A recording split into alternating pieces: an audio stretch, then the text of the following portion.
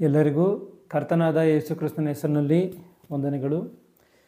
ಪ್ರೀತಿಯ ದೇವಜನರೇ, ಈ ಲೋಕವು ಕನಸು ಎಂಬುದಾಗಿ ಎರಡನೇ ಭಾಗವನ್ನು ನೋಡಿಕೊಳ್ಳೋಣ. ಮೊದಲನೇ ಭಾಗದಲ್ಲಿ ಕೆಲವೊಂದು ಅಂಶಗಳನ್ನು ನೋಡಿಕೊಂಡಿದ್ದೀವಿ. ಸ್ಪಷ್ಟವಾಗಿ ಕೆಲವೊಂದು ವಿಚಾರಗಳನ್ನು ಕೂಡ ಅರ್ಥ ಮಾಡಿಕೊಂಡಿದ್ದೀವಿ. ಈ ಲೋಕ ಎನ್ನುವಂಥದ್ದು ಕನಸು ಎನ್ನುವಂಥ ರೀತಿಯಲ್ಲಿರುವಂಥದ್ದು. ಒಬ್ಬ ಮನುಷ್ಯನಿಗೆ ಕನಸು ಬಂದಂಥ ಸಮಯದಲ್ಲಿ ಆತನು ಏನೇನೋ ನಡೆಯುತ್ತೆ, ಮತ್ತು ಆತನು ಎಚ್ಚರವಾದಾಗ ಯಾವುದು ಕೂಡ ಇರಲ್ಲ. ಅದರಂತೆಯೇ ಈ ಲೋಕದಲ್ಲಿ ಕನಸು ಎನ್ನುವಂಥ ರೀತಿಯಲ್ಲಿ ಈ ಒಂದು ಪ್ರಪಂಚ ಎನ್ನುವಂಥದ್ದನ್ನು ನೋಡಿ ಮನುಷ್ಯನು ಮಾಯೆಗೊಳಗಾದರೆ ಆತನು ಸತ್ತ ಮೇಲೆ ಇದು ಯಾವುದು ಕೂಡ ಆತನಿಗೆ ಸಿಗುವಂಥದ್ದಲ್ಲ. ಈ ಲೋಕದಲ್ಲಿ ಆತನು ಇರುವಂಥವನಲ್ಲ. ಮತ್ತು ಆತನ ಆಸೆಪಟ್ಟು ಭ್ರಮೆಪಟ್ಟು ಇದನ್ನು ಆಸೆಪಟ್ಟು ಈ ಸೃಷ್ಟಿಯನ್ನು ಏನೋ ಇದೇ ಒಂದು ಶಾಶ್ವತವಾಗಿರುವಂಥದ್ದು ಅಂದ್ಕೊಂಡ್ರೆ ಅದು ಕೂಡ ಸತ್ತಂಥ ಸಮಯದಲ್ಲಿ ಇರಲ್ಲ. ಯಾಕೆಂದರೆ ಆತನು ಈ ಲೋಕವನ್ನೇ ಬಿಡಬೇಕಾದಂಥ ಪರಿಸ್ಥಿತಿ ಬರುತ್ತೆ.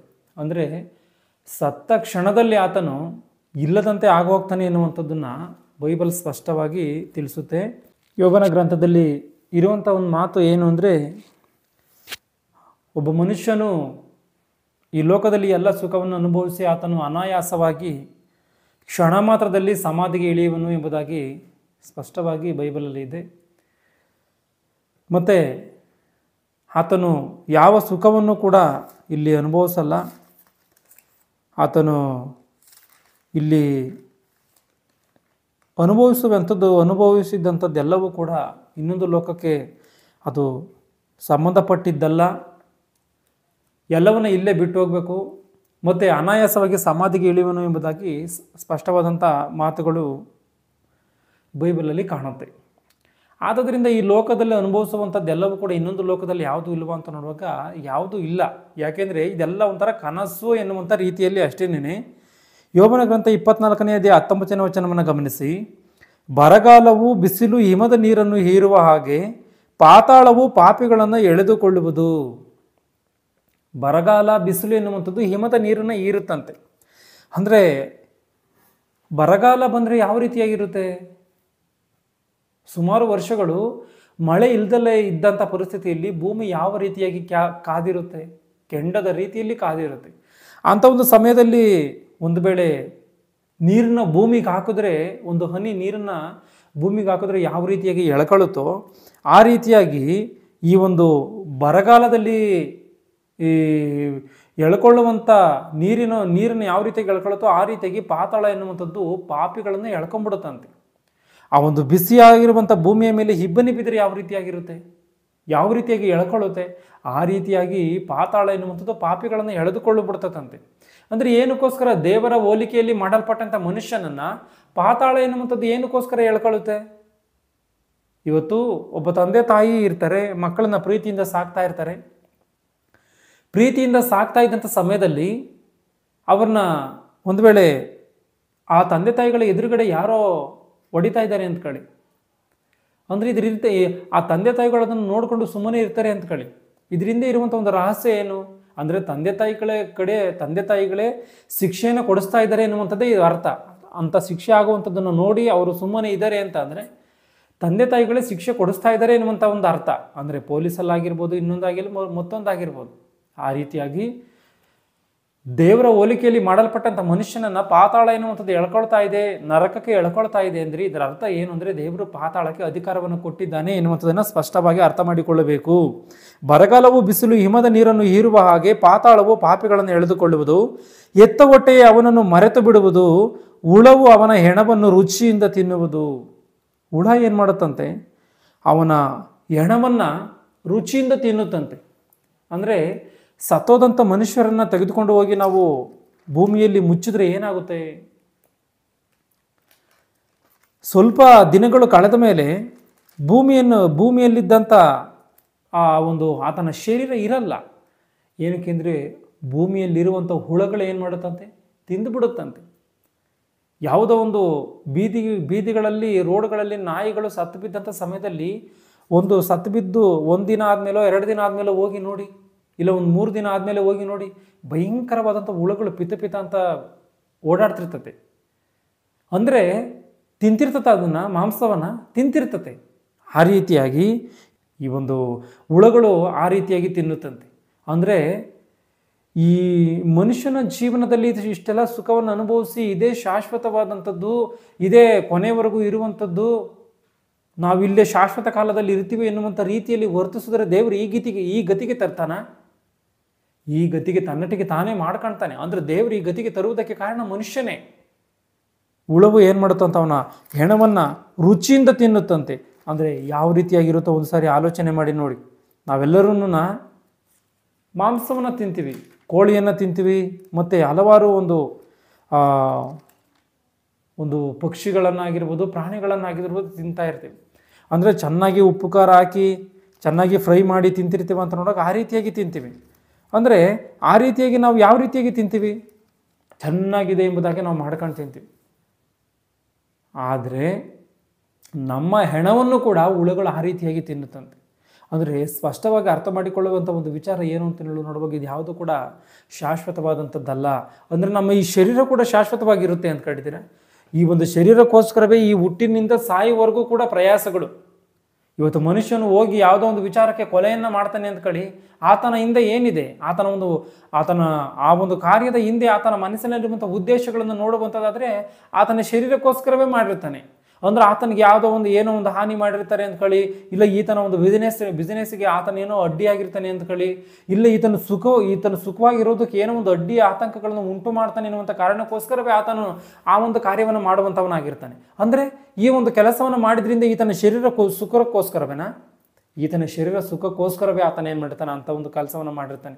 ಅಂದರೆ ಈ ಒಂದು ಶರೀರ ಸುಖಕ್ಕೋಸ್ಕರವೇ ಹುಟ್ಟಂದಿನಿಂದ ಸಾಯುವಂಥ ಸಮಯದವರೆಗೂ ಎಷ್ಟೋ ತಿನಿಸುಗಳನ್ನು ತಿಂದುಕೊಂಡು, ಎಷ್ಟೋ ಮೋಸಗಳನ್ನು ಮಾಡಿಕೊಂಡು, ಎಷ್ಟೋ ಅನ್ಯಾಯಗಳನ್ನು ಮಾಡಿಕೊಂಡು, ಕೊಲೆಗಳನ್ನು ಮಾಡಿಕೊಂಡು ಈ ಶರೀರವನ್ನು ಇಷ್ಟು ಮಟ್ಟಿಗೆ ಪೋಷಣೆ ಮಾಡಿದ್ರೆ ಅಂದರೆ ಈ ಶರೀರ ಶಾಶ್ವತವಾಗಿರಲ್ವಾ? ಇದು ಕೂಡ ಶಾಶ್ವತವಾಗಿರಲ್ಲ.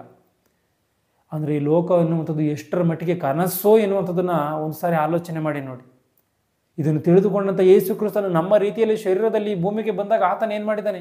ನಮ್ಮ ರೀತಿಯಲ್ಲಿ ಆತನು ಹೊಡೆದಾಡಿ ಸತ್ತಿಲ್ಲ. ನಮ್ಮ ರೀತಿಯಲ್ಲಿ ಆತನು ಇಲ್ಲ ನನ್ನ ಒಂದು ಬಂಧು ಬಾಂಧವರು, ಇಲ್ಲ ನನ್ನ ಒಂದು ತಂದೆ ತಾಯಿಗಳು, ಈ ರೀತಿಯಾಗಿ ಆತನು ಸತ್ತಿಲ್ಲ. ಆತನು ಏನು ಮಾಡಿದ್ದಾನೆ? ಪರಲೋಕದ ಮೇಲೆ ದೃಷ್ಟಿ ಇಟ್ಕೊಂಡಿದ್ದಾನೆ. ಆತನು ಯಾವುದೇ ಅನ್ಯಾಯಗಳನ್ನು ಆತನು ಸಹಿಸ್ಕೊಂಡಿದ್ದಾನೆ. ಆತನ ಮೇಲೆ ಬಂದಂಥ ಆರೋಪಗಳನ್ನು ಸಹಿಸ್ಕೊಂಡಿದ್ದಾನೆ. ಈ ಲೋಕ ಭಯಂಕರವಾದಂಥ ರೀತಿಯಲ್ಲಿ ಕ್ರಿಸ್ತನಿಗೆ ವಿರೋಧವಾಗಿ ನಿಂತು ಆತನು ಎಷ್ಟೋ ಕಷ್ಟಪಡುವಂಥ ರೀತಿಯಲ್ಲಿ ಆತನಿಗೆ ಕಷ್ಟಗಳನ್ನು ಕೊಟ್ಟಿದೆ. ಆದರೆ ಆತನು ಅವನ್ನೆಲ್ಲವುಗಳನ್ನು ಸಹಿಸ್ಕೊಂಡಿದ್ದಾನೆ. ಏನಕ್ಕೋಸ್ಕರ ಅಂತಂದರೆ ಈ ಲೋಕ ಎನ್ನುವಂಥದ್ದು ಕನಸು ಎನ್ನುವಂಥದ್ದನ್ನು ಅರ್ಥ ಮಾಡಿಕೊಂಡಿದ್ದಂಥ ಕಾರಣವೇ. ಯೇಸು ಕ್ರಿಸ್ತನ ಸ್ಪಷ್ಟವಾಗಿ ಇದು ಕ್ಷಣಿಕ ಎನ್ನುವಂಥದ್ದನ್ನು ಅರ್ಥ ಮಾಡಿಕೊಂಡಿದ್ದಂಥ ಕಾರಣವೇ, ಇದು ಶಾಶ್ವತವಾಗಿ ಇರುವಂಥದ್ದಲ್ಲ ಅಂತೇಳಿ ತಿಳಿದುಕೊಂಡಿದ್ದಂಥ ಕಾರಣವೇ ಆತನ ಏನು ಮಾಡಿದ್ದಾನೆ? ಆ ರೀತಿಯಾಗಿ ವರ್ತಿಸಿದ್ದಾನೆ. ಇವತ್ತು ನಾವು ಇದನ್ನು ತಿಳಿದುಕೊಂಡು ಈ ರೀತಿಯಾಗಿ ಯೇಸು ಕ್ರಿಸ್ತನ ರೀತಿಯಲ್ಲಿ ವರ್ತಿಸ್ತಾ ಇದ್ದೀವಾ? ಇಲ್ಲ ಈ ಲೋಕವೇ ಶಾಶ್ವತ ಎನ್ನುವಂಥ ರೀತಿಯಲ್ಲಿ ನಾವು ವರ್ತಿಸ್ತಾ ಇದ್ದೀವಾ? ಇವತ್ತು ಮನುಷ್ಯರೆಲ್ಲರ ವರ್ತನೆಗಳು ಇದೇ ಶಾಶ್ವತ, ಇದನ್ನು ಹೊರತಾಗಿ ಬೇರೆ ಇನ್ನೊಂದಿಲ್ಲ ಎಂಬುದಾಗಿ ಮನುಷ್ಯನ ಅಂದ್ಕೊಂಡಿರ್ತಾನೆ. ಅಂದರೆ ಹೇಗಾದರೂ ಸರಿ, ಯಾರಿಗೆ ಮೋಸ ಆದರೂ ಸರಿ, ಯಾರಿಗೆ ಅನ್ಯಾಯ ಆದರೂ ಸರಿ, ನಾವು ಚೆನ್ನಾಗಿರಬೇಕು, ನಮ್ಮ ಒಂದು ಮುಂದಿನ ಒಂದು ತಲೆಮಾರುಗಳು ಚೆನ್ನಾಗಿರಬೇಕು ಅನ್ನುವಂಥದ್ದನ್ನು ಆಲೋಚನೆ ಮಾಡ್ತಾನೆ. ಬಿಟ್ಟರೆ ದೇವರಿಗೋಸ್ಕರ ಬದುಕಬೇಕು, ನಾವು ದೇವರಿಗೋಸ್ಕರ ಮುಂದಿನ ಒಂದು ಲೋಕದಲ್ಲಿ ನಾವು ದೇವರ ಹತ್ರ ಹೋಗ್ಬೇಕು ಎನ್ನುವಂಥ ಆಲೋಚನೆಗಳನ್ನು ಇಟ್ಕೊಂಡಿದ್ದಾನೆ ಅಂತ ನೋಡೋಕೆ ಆ ರೀತಿಯಾದಂಥ ಆಲೋಚನೆಗಳಿಲ್ಲ. ಸ್ಪಷ್ಟವಾಗಿ ಇದನ್ನು ಅರ್ಥ ಮಾಡಿಕೊಳ್ಬೇಕು. ಅಂದರೆ ಸೈತಾನನು ಇವೆಲ್ಲದರ ಮೂಲಕವಾಗಿ ಮನುಷ್ಯರನ್ನ ವಂಚನೆ ಮಾಡ್ತಾ ಇದ್ದಾನೆ ಅಂತ ನೋಡೋಕೆ ಆತನು ವಂಚನೆ ಮಾಡಿ ಇವರೆಲ್ಲರಿಗೂ ಪಾಡುಪಡುವಂಥ ರೀತಿಯಲ್ಲಿ ಮಾಡ್ತಾ ಇದ್ದಾನೆ. ಸ್ಪಷ್ಟವಾಗಿ ಒಂದು ವಿಚಾರವನ್ನು ಗಮನಿಸಬೇಕು. ಇಲ್ಲಿ ಯಾವ ರೀತಿಯಾಗಿ ಸೈತಾನನು ಹೀಗೆ ಮನುಷ್ಯರೆಲ್ಲರನ್ನ ವಂಚಿಸಿದ್ದಾನೋ ಅದೇ ರೀತಿಯಾಗಿ ಯೇಸು ಕ್ರಿಸ್ತನನ್ನು ಕೂಡ ಮರುಳುಗೊಳಿಸುವುದಕ್ಕೆ ಆತನು ಹೋಗಿದ್ದಾನೆ. ಆತನು ಯಾವ ಸಮಯದಲ್ಲಿ ಆತನು ಮರುಳುಗೊಳಿಸುವುದಕ್ಕೆ ಹೋಗಿದ್ದಾನೆ ಅಂತ ಅಂದರೆ, ಸೈತಾನನ ಆಲೋಚನೆಗಳು ಎಂಥ ಅಗಾಧವಾಗಿದೆಯೋ, ಸೈತಾನನ ಒಂದು ಕುತಂತ್ರಗಳು ಯಾವ ರೀತಿಯಾಗಿ ಇದ್ದೀವೋ ಒಂದು ಸಾರಿ ಈ ವಿಚಾರವನ್ನು ಆಲೋಚನೆ ಮಾಡಿ ನೋಡಬೇಕು. ಯೇಸು ಕ್ರಿಸ್ತನು ಆತನು ದೀಕ್ಷಾಸ್ನಾನವನ್ನು ಮಾಡಿಸಿಕೊಂಡಿದ್ದಾನೆ. ದೀಕ್ಷಾಸ್ನಾನವನ್ನು ಮಾಡಿಸಿಕೊಂಡಂಥ ತರುವಾಯ ಆತನು 40 ದಿನಗಳು ಹಗಲು ಇರುಳು ಉಪವಾಸವನ್ನು ಮಾಡಿದ್ದಾನೆ. ಆತನು ಒಂದು ಹನಿ ನೀರನ್ನು ಕೂಡ ಕುಡಿಯದಂಥ ರೀತಿಯಲ್ಲಿ ಆತನು ಉಪವಾಸವನ್ನು ಮಾಡಿದ್ದಾನೆ. ಅಂಥ ಒಂದು ಶರೀರ ಬಲಹೀನತೆಯಿಂದ ಇದ್ದಂಥ ಪರಿಸ್ಥಿತಿಯಲ್ಲಿ ಆತನ ಏನು ಮಾಡಿದ್ದಾನೆ, ಸೈತಾನನು ಮರಳುಗೊಳಿಸುವುದಕ್ಕೋಸ್ಕರವೇ ಹೋಗಿದ್ದಾನೆ. ಅಂದರೆ ಚೆನ್ನಾಗಿ ಆಲೋಚನೆ ಮಾಡಬೇಕು. ಯಾಕೆ ಯೇಸು ಕ್ರಿಸ್ತನ ಆತನು ಆ ಒಂದು ಆ ಉಪವಾಸವನ್ನು ಮಾಡದೇ ಇದ್ದಂಥ ಸಮಯಗಳೇನಿದ್ವು, ಆ ಒಂದು ಸಮಯದಲ್ಲಿ ಏನಕ್ಕೋಸ್ಕರ ಆತನು ವಂಚಿಸುವುದಕ್ಕೆ ನೋಡಿಲ್ಲ, ಇಲ್ಲ ಆತನು ಶೋಧಿಸುವುದಕ್ಕೆ ನೋಡಿಲ್ಲ. ಅಂದ್ರೆ ಆತನು ಯೇಸು ಕ್ರಿಸ್ತನು ಬಲಹೀನನಾಗಿದ್ದಂಥ ಸಮಯದಲ್ಲೇ ಈತನು ಹೋಗ್ಬೇಕಾ? ಅಂದರೆ ಇದರಲ್ಲಿ ಕಾಣುವಂಥ ಒಂದು ರಹಸ್ಯ ಏನು ಅಂತ ನೋಡುವಾಗ, ಸೈತಾನನ ಒಂದು ಕುತಂತ್ರಗಳು. ಅಂದರೆ ಮನುಷ್ಯನು ಯಾವ ಒಂದು ಸಮಯದಲ್ಲಿ ಬಲಹೀನತೆಯಿಂದ ಇರ್ತಾನೋ, ಯಾವ ಒಂದು ಸಮಯದಲ್ಲಿ ಆತನು ಕೋಪದಿಂದ ಇರ್ತಾನೋ, ಯಾವ ಮನುಷ್ಯನು ಯಾವ ಒಂದು ಸಮಯದಲ್ಲಿ ಆತನು ಪಾಪದ ಆಲೋಚನೆಗಳನ್ನು ಸೈತಾನನು ಆತನ ಮನಸ್ಸಿನಲ್ಲಿ ಹಾಕ್ದಾಗ ಅದನ್ನು ನೆರವೇರಿಸುವಂಥ ಪರಿಸ್ಥಿತಿಯಲ್ಲಿ ಆತನು ಇರ್ತಾನೋ, ಅಂಥ ಒಂದು ಸಮಯವನ್ನು ಬಲಹೀನತೆ, ಅಂದರೆ ಮನುಷ್ಯನ ಬಲಹೀನತೆಯ ಸಮಯವನ್ನು ಸೈತಾನು ನೋಡಿಕೊಂಡು ಏನು ಮಾಡ್ತಾನೆ, ಆ ಒಂದು ಸಮಯದಲ್ಲಿಯೇ ಆತನು ಟಾರ್ಗೆಟನ್ನು ಮಾಡ್ತಾನೆ. ಆ ಒಂದು ಸಮಯದಲ್ಲಿ ಆತನು ಮನುಷ್ಯನನ್ನು ಅಟ್ಯಾಕ್ ಮಾಡಿ ಹಿಡಿತಾನೆ ಎನ್ನುವಂಥದ್ದನ್ನು ಸ್ಪಷ್ಟವಾಗಿ ಅರ್ಥ ಮಾಡಿಕೊಳ್ಬೇಕು ಇದರಲ್ಲಿ. ಈಗ ಇಲ್ಲೂ ಕೂಡ ಏನು ಮಾಡಿದ್ದಾನೆ, ಯೇಸು ಕ್ರಿಸ್ತನ ಹತ್ರ ಹೋಗಿದ್ದಾನೆ. ಆತನ ಏನು ಮಾಡ್ತಾ ಇದ್ದಾನೆ, ಮತ್ತಾಯನ ಬರೆದ ಸುವಾರ್ತೆ 4:8-9 ವಚನದಲ್ಲಿ, ಬಳಿಕ ಸೈತಾನನು ಆತನೊಂದು ಬಹಳ ಎತ್ತರವಾದ ಬೆಟ್ಟಕ್ಕೆ ಕರಕೊಂಡು ಹೋಗಿ ಪ್ರಪಂಚದ ಎಲ್ಲ ರಾಜ್ಯಗಳನ್ನು ಅವುಗಳ ವೈಭವವನ್ನು ಆತನಿಗೆ ತೋರಿಸಿ, ಪ್ರಪಂಚದ ಎಲ್ಲ ರಾಜ್ಯಗಳನ್ನು ಅವುಗಳ ವೈಭವವನ್ನು ತೋರಿಸ್ತಾ ಇದ್ದಾನೆ. ಅಂದರೆ ಇಲ್ಲಿ ಸೈತಾನನು ಕ್ರಿಸ್ತನಿಗೆ ತೋರಿಸ್ತಿರುವಂಥ ಒಂದು ಕಾರ್ಯಗಳು ಏನು ಅಂತ ನೋಡುವಾಗ, ಪರಲೋಕದ ಕಾರ್ಯಗಳಲ್ಲ, ಈ ಭೂಲೋಕದ ಕಾರ್ಯಗಳು. ಯಾಕೆ ಭೂಲೋಕದ ಕಾರ್ಯಗಳನ್ನು ತೋರಿಸ್ಬೇಕು ಅಂದರೆ, ಭೂಲೋಕದಲ್ಲಿ ದೇವರ ಇಚ್ಛೆ ನೆರವೇರ್ತಾ ಇಲ್ಲ, ಭೂಲೋಕದಲ್ಲಿ ಸೈತಾನನ ಇಚ್ಛೆ ಕರೆಕ್ಟಾಗಿ ನೆರವೇರ್ತಾ ಇದೆ. ಅದಕ್ಕೋಸ್ಕರವೇ ಅಂದರೆ ಸೈತಾನನು ಈ ಲೋಕವನ್ನು ಕೆಡಿಸಿರುವಂಥ ಕಾರಣ, ಕೆಟ್ಟ ಕಾರ್ಯಗಳು, ಕೆಟ್ಟ ಆಲೋಚನೆಗಳು, ಕೆಟ್ಟ ಮನುಷ್ಯರು, ಲೋಕವು ಕೆಟ್ಟು ಹೋಗಿರುವಂಥದ್ದು. ಅಂದರೆ ಯೇಸು ಕ್ರಿಸ್ತನಿಗೆ ಏನು ಮಾಡ್ತಾ ಇದ್ದಾನೆ, ಮನುಷ್ಯನಿಗೆ ಯಾವ ರೀತಿಯಾಗಿ ಆ ಒಂದು ಹೆಡ್ಸೆಟ್ಟನ್ನು ಹಾಕಿಕೊಂಡು ಆತನ ಭ್ರಮೆಯ ಲೋಕಕ್ಕೆ ಹೋಗ್ತಾನೋ, ಆ ರೀತಿಯಾಗಿ ಯೇಸು ಕ್ರಿಸ್ತನಿಗೂ ಕೂಡ ಸೈತಾನಲ್ಲಿ ಭ್ರಮೆಯನ್ನು ಹುಟ್ಟಿಸ್ತಾ ಇದೆ. ಅಂದರೆ ಈ ಲೋಕವನ್ನು ನೋಡು ಯಾವ ರೀತಿಯಾಗಿದೆ, ಈ ಲೋಕವನ್ನು ನೋಡಿ ಯಾವ ರೀತಿಯಾಗಿದೆ, ಈ ಲೋಕವನ್ನು ಕಾಪಾಡೋದಕ್ಕೋಸ್ಕರವೇ ನೀನು ಇಲ್ಲಿಗೆ ಬಂದಿದೆಯಲ್ಲ, ಈ ಲೋಕವನ್ನು ಕಾಪಾಡೋದಕ್ಕೋಸ್ಕರವೇ ನೀನು ಇಲ್ಲಿಗೆ ಬಂದಿದೆಯಲ್ಲ, ಆದ್ದರಿಂದ ಏನು ಮಾಡು, ನೀನು ನನಗೆ ಅಡ್ಡ ಬೀಳು. ನೀನು ದೇವರ ಮಗನಾಗಿದ್ದರೆ ನಾನು ಹೇಳುವಂತೆ ಕೇಳು, ನೀನು ದೇವರ ಮಗನಾಗಿದ್ದರೆ ನೀನು ಕಲ್ಲನ್ನು ರೊಟ್ಟಿಯಾಗುವಂತೆ ಮಾಡು. ಒಂದು ವಿಚಾರವನ್ನು ಆಲೋಚನೆ ಮಾಡಬೇಕು. ಯೇಸು ಕ್ರಿಸ್ತನು ದೇವರ ಮಗನು ಎನ್ನುವಂಥದ್ದು ಸ್ಪಷ್ಟವಾಗಿ ಸೈತಾನನಿಗೆ ಗೊತ್ತಿದೆ, ಸ್ಪಷ್ಟವಾಗಿ ಯೇಸು ಕ್ರಿಸ್ತನಿಗೂ ಕೂಡ ಗೊತ್ತಿದೆ. ಆಗಿರುವಂಥ ಸಮಯದಲ್ಲಿ ನೀನು ದೇವರ ಮಗನಾಗಿದ್ದರೆ ಎನ್ನುವಂಥ ಮಾತನ್ನು ಆತನ ಏನಕ್ಕೋಸ್ಕರ ಹೇಳ್ತಾ ಇದ್ದಾನೆ ಅಂದರೆ, ಇಲ್ಲಿ ಸೈತಾನ ಒಂದು ಕುತಂತ್ರ ಏನು ಅಂತ ನೋಡೋಕೆ ರೊಚ್ಚಿಗೆದ್ದೇಳಬೇಕಷ್ಟೇ, ರೊಚ್ಚಿಗೆದ್ದೇಳಬೇಕು. ಯಾರನ್ನಾದರೂ ಕೆಲವೊಂದು ಫ್ರೆಂಡ್ಗಳು ಒಂದು ಫ್ರೆಂಡ್ಗಳನ್ನು ಏನು ಮಾಡ್ತಿರ್ತಾರೆ ಅಂದರೆ, ಕೆಲವರು ಹುಡುಗನ್ನ ಒಂಥರ ರೇಗಿಸ್ತಿರ್ತಾರೆ. ಅಂದರೆ ಒಂದು ವೇಳೆ ನಿನಗೆ ತಾಕತ್ತಿದ್ರೆ ಇದನ್ನು ಮಾಡು, ನಿನಗೆ ದಮ್ಮಿದ್ರೆ ಇದನ್ನು ಮಾಡು, ನಿನಗೆ ದಮ್ಮಿದ್ರೆ ಅದನ್ನು ಮಾಡು. ಅಂದರೆ ಆತನ ತಾಳ್ಮೆಯಿಂದ ಇದ್ದಂಥ ಮನುಷ್ಯನೂ ಕೂಡ ಇವರ ಮಾತಿಗೆ ರೊಚ್ಚಿಗೆದ್ದು ಏನು ಮಾಡಬೇಕು, ಅವ್ರು ಹೇಳುವಂಥದ್ದನ್ನು ಮಾಡುವುದಕ್ಕೆ ಮುಂದಾಗಬೇಕು. ಆ ರೀತಿಯಾಗಿ ಇವರು ಪ್ರೇರೇಪಣೆ ಕೊಡ್ತಾರೆ. ಅದರಂತೆ ಇಲ್ಲಿ ಸೈತಾನನು ಕೂಡ ಅಂದರೆ ಯೇಸು ಕ್ರಿಸ್ತನು ರೊಚ್ಚಿಗೆ ಹೇಳಬೇಕು, ಆ ರೀತಿಯಾದಂಥ ಒಂದು ರೊಚ್ಚಿಗೆ ಎಬ್ಬಿಸ್ತಾ ಇದ್ದಾನೆ, ನೀನು ದೇವರ ಮಗನಾಗಿದ್ರೆ ಅಂತ. ಚೆನ್ನಾಗಿ ಒಂದು ವಿಚಾರವನ್ನು ಆಲೋಚನೆ ಮಾಡಬೇಕು. ಯೇಸು ಕ್ರಿಸ್ತನು ಸ್ಪಷ್ಟವಾಗಿ ಮನುಷ್ಯರ ಆಲೋಚನೆಯಂತೆ ಇರದೆ ಆತನು ದೇವರ ಆಲೋಚನೆಯಂತೆ ಇದ್ದಂಥ ಕಾರಣವೇ ಆತನ ಇವೆಲ್ಲ ಒಂದು ರೊಚ್ಚಿಗೆದ್ದೇಳುವಂಥ ಕಾರ್ಯಗಳಾಗಿರ್ಬೋದು, ಇವೆಲ್ಲ ಪಾಪದ ಕಾರ್ಯಗಳಾಗಿರ್ಬೋದು, ಇವೆಲ್ಲವನ್ನು ಆತನ ಏನು ಮಾಡಿದ್ದಾನೆ, ಅಡಗಿಸಿದ್ದಾನೆ. ಅಂದರೆ ಇವೆಲ್ಲವುಗಳನ್ನು ವಿರೋಧಿಸಿದ್ದಾನೆ, ಅಂದರೆ ಇವೆಲ್ಲವುಗಳನ್ನು ಜಯಿಸಿದ್ದಾನೆ ಯೇಸು ಕ್ರಿಸ್ತನು. ಬಳಿಕ ಸೈತಾನನು ಆತನನ್ನು ಬಹಳ ಎತ್ತರವಾದ ಬೆಟ್ಟಕ್ಕೆ ಕರಕೊಂಡು ಹೋಗಿ ಪ್ರಪಂಚದ ಎಲ್ಲ ರಾಜ್ಯಗಳನ್ನು ಅವುಗಳ ವೈಭವವನ್ನು ಆತನಿಗೆ ತೋರಿಸಿ, ನೀನು ನನಗೆ ಸಾಷ್ಟಾಂಗ ನಮಸ್ಕಾರ ಮಾಡಿದರೆ ಇವುಗಳನ್ನೆಲ್ಲ ನಿನಗೆ ಕೊಡುವೆನು. ನೀನು ನನಗೆ ಸಾಷ್ಟಾಂಗ ನಮಸ್ಕಾರ ಮಾಡು, ಈ ಲೋಕವನ್ನು ನೀನು ಕಾಪಾಡಬೇಕೆಂಬುದಾಗಿ ಬಂದಿದೆಯಲ್ಲ, ಈ ಲೋಕವನ್ನೆಲ್ಲ ನಿನಗೆ ಕೊಟ್ಟುಬಿಡ್ತೀನಿ ನಿನಗೆ. ಅಂದರೆ ನನ್ನ ಸ್ವಾಧೀನದಲ್ಲಿ ಇದೆ, ಅದಕ್ಕೋಸ್ಕರವೇ ನಾನು ಏನು ಮಾಡಿದ್ದೀನಿ, ಈ ರೀತಿಯಾಗಿ ನಾನು ಈ ಲೋಕವನ್ನು ಹಾಳು ಮಾಡಿದ್ದೀನಿ. ಈಗ ನೀನು ನನ್ನ ಕೈಯಿಂದ ಈ ಲೋಕವನ್ನು ಕಿತ್ಕೋಬೇಕು ಎಂಬುದಾಗಿ ನೀನು ಬಂದಿದ್ಯಾ, ಆದರೆ ನಾನೇ ನನ್ನ ಒಂದು ಸ್ವಇಚ್ಛೆಯಿಂದ ನಾನು ಏನು ಮಾಡ್ತೀನಿ, ನಿನಗೆ ಈ ಲೋಕವನ್ನು ಕೊಟ್ಟುಬಿಡ್ತೀನಿ. ಅದು ನೀನು ಮಾಡಬೇಕಾಗಿರುವಂಥ ಕೆಲಸ ಏನು ಅಂತ ಹೇಳಿ ನೋಡ್ಬೇಕಾದ್ರೆ ನನಗೊಂದು ಸಾರಿ ಅಡ್ಡ ಬೀಳು ಎಂಬುದಾಗಿ. ಅಂದರೆ ಈ ರೀತಿಯಾದಂಥ ಒಂದು ಏನಪ್ಪ ಅಂತಂದರೆ ಒಂದು ಒಪ್ಪಂದದ ಮಾತುಗಳು, ಅಂದರೆ ಒಪ್ಪಂದದ ಮೂಲಕವಾಗಿ ವಂಚಿಸುವಂಥದ್ದು, ರೊಚ್ಚಿಗೆ ಎಬ್ಬಿಸುವಂಥ ಮೂಲಕವಾಗಿ ಆ ರೀತಿಯಾಗಿ ಮೋಸ ಮಾಡುವಂಥದ್ದು, ಎಂತೆಂಥ ಕುತಂತ್ರಗಳನ್ನು ಸೈತಾನ ನಡೆಸ್ತಾ ಇದೆಯೋ ಒಂದು ಸಾರಿ ಆಲೋಚನೆ ಮಾಡಿ ನೋಡಿ. ಅಂದರೆ ಸೈತಾನ ನೀವು ಯಾವ ಕಾರ್ಯಕ್ಕಾದರೂ ಒಳಗಾಗಿದ್ದಾನೆ ಅಂತ ನೋಡುವಾಗ ಆತನು ಇವ್ಯಾವ ಕಾರ್ಯಕ್ಕೂ ಕೂಡ ಆತನು ಒಳಗಾಗಿಲ್ಲ. ಸೈತಾನನೇ ಹೋಗು ಎಂಬುದಾಗಿ ಆತನ ಗದರಿಸಿದ್ದಾನೆ. ಅಂದರೆ ಸೈತಾನನ ಕೈಯಲ್ಲಿ ಈ ಒಂದು ಯೇಸು ಕ್ರಿಸ್ತನನ್ನು ಭ್ರಮೆಪಡಿಸೋದಕ್ಕೆ ಸಾಧ್ಯವಾಗಿಲ್ವಾ? ಭ್ರಮೆಪಡಿಸೋದಕ್ಕೆ ಸಾಧ್ಯವಾಗಿಲ್ಲ. ಆದರೆ ಇಡೀ 800 ಕೋಟಿ ಮನುಷ್ಯರನ್ನ ಭ್ರಮೆಪಡಿಸಿದೆ ಇವತ್ತು ಅಂತ ನೋಡುವಾಗ ಭ್ರಮೆಪಡಿಸಿದೆ. ಯೇಸು ಕ್ರಿಸ್ತನ ಒಬ್ಬನನ್ನು ಮರುಳುಗೊಳಿಸೋದಕ್ಕೆ ಆಗಿಲ್ಲ, ಆದರೆ 800 ಕೋಟಿ ಮನುಷ್ಯರನ್ನೂ ಕೂಡ ಆತನು ಮರುಳುಗೊಳಿಸಿ ಬಿಸಾಕಿದ್ದಾನೆ ಅಂತ ಅಂದರೆ ಆಲೋಚನೆ ಮಾಡಿ ನೋಡಬೇಕು. ಯಾಕೆ ಅಂದರೆ 800 ಕೋಟಿ ಮನುಷ್ಯರಿಗಿಂತಲೂ ಯೇಸು ಕ್ರಿಸ್ತನು ಶ್ರೇಷ್ಠ ಎಂಬುದಾಗಿ ಚೆನ್ನಾಗಿ ಅರ್ಥ ಮಾಡಿಕೊಳ್ಬೇಕು. ಯಾಕೆ ಅಂತ ಅಂದರೆ 800 ಕೋಟಿ ಮನುಷ್ಯರು ಮರುಳಾಗಿರುವಂಥ ರೀತಿಯಲ್ಲಿ ಯೇಸು ಕ್ರಿಸ್ತನು ಮರುಳಾಗಿಲ್ಲ. 800 ಕೋಟಿ ಮನುಷ್ಯರು ಬಿದ್ದಂಥ ಬೆಲೆಗೆ ಯೇಸು ಕ್ರಿಸ್ತನು ಬಿದ್ದಿಲ್ಲ. ಏನಕ್ಕೋಸ್ಕರ ಅಂದ್ರೆ ಆತನು ದೇವರ ಬಗ್ಗೆನೇ ಆಲೋಚನೆ ಮಾಡಿಕೊಂಡು, ದೇವರ ಕಾರ್ಯಗಳನ್ನೇ ಮನಸ್ಸಿನಲ್ಲಿ ಇಟ್ಟುಕೊಂಡು, ದೇವರ ಒಂದು ಕಾರ್ಯಗಳನ್ನು ನೆರವೇರಿಸ್ತಾ ಆತನು ಬದುಕಿದಂಥ ಕಾರಣವೇ ಆತನಿಗೇನಾಗಿದೆ, ಆತನು ಆ ರೀತಿಯಾಗಿ ಆ ಪಾಪಗಳನ್ನು ಜಯಿಸೋದಕ್ಕೆ ಸಾಧ್ಯವಾಗಿದೆ. ಕೆಲವೊಂದು ವಾಕ್ಯಗಳು ಬೈಬಲಲ್ಲಿ ಏನು ಹೇಳುತ್ತೆ ಅಂದರೆ, ಒಬ್ಬನು ಯಾವುದಕ್ಕೆ ಸೋತು ಹೋಗಿದ್ದಾನೋ ಅದರ ದಾಸತ್ವದೊಳಗೆ ಇರುವನಷ್ಟೇ ಎಂಬುದಾಗಿ ಹೇಳುತ್ತೆ.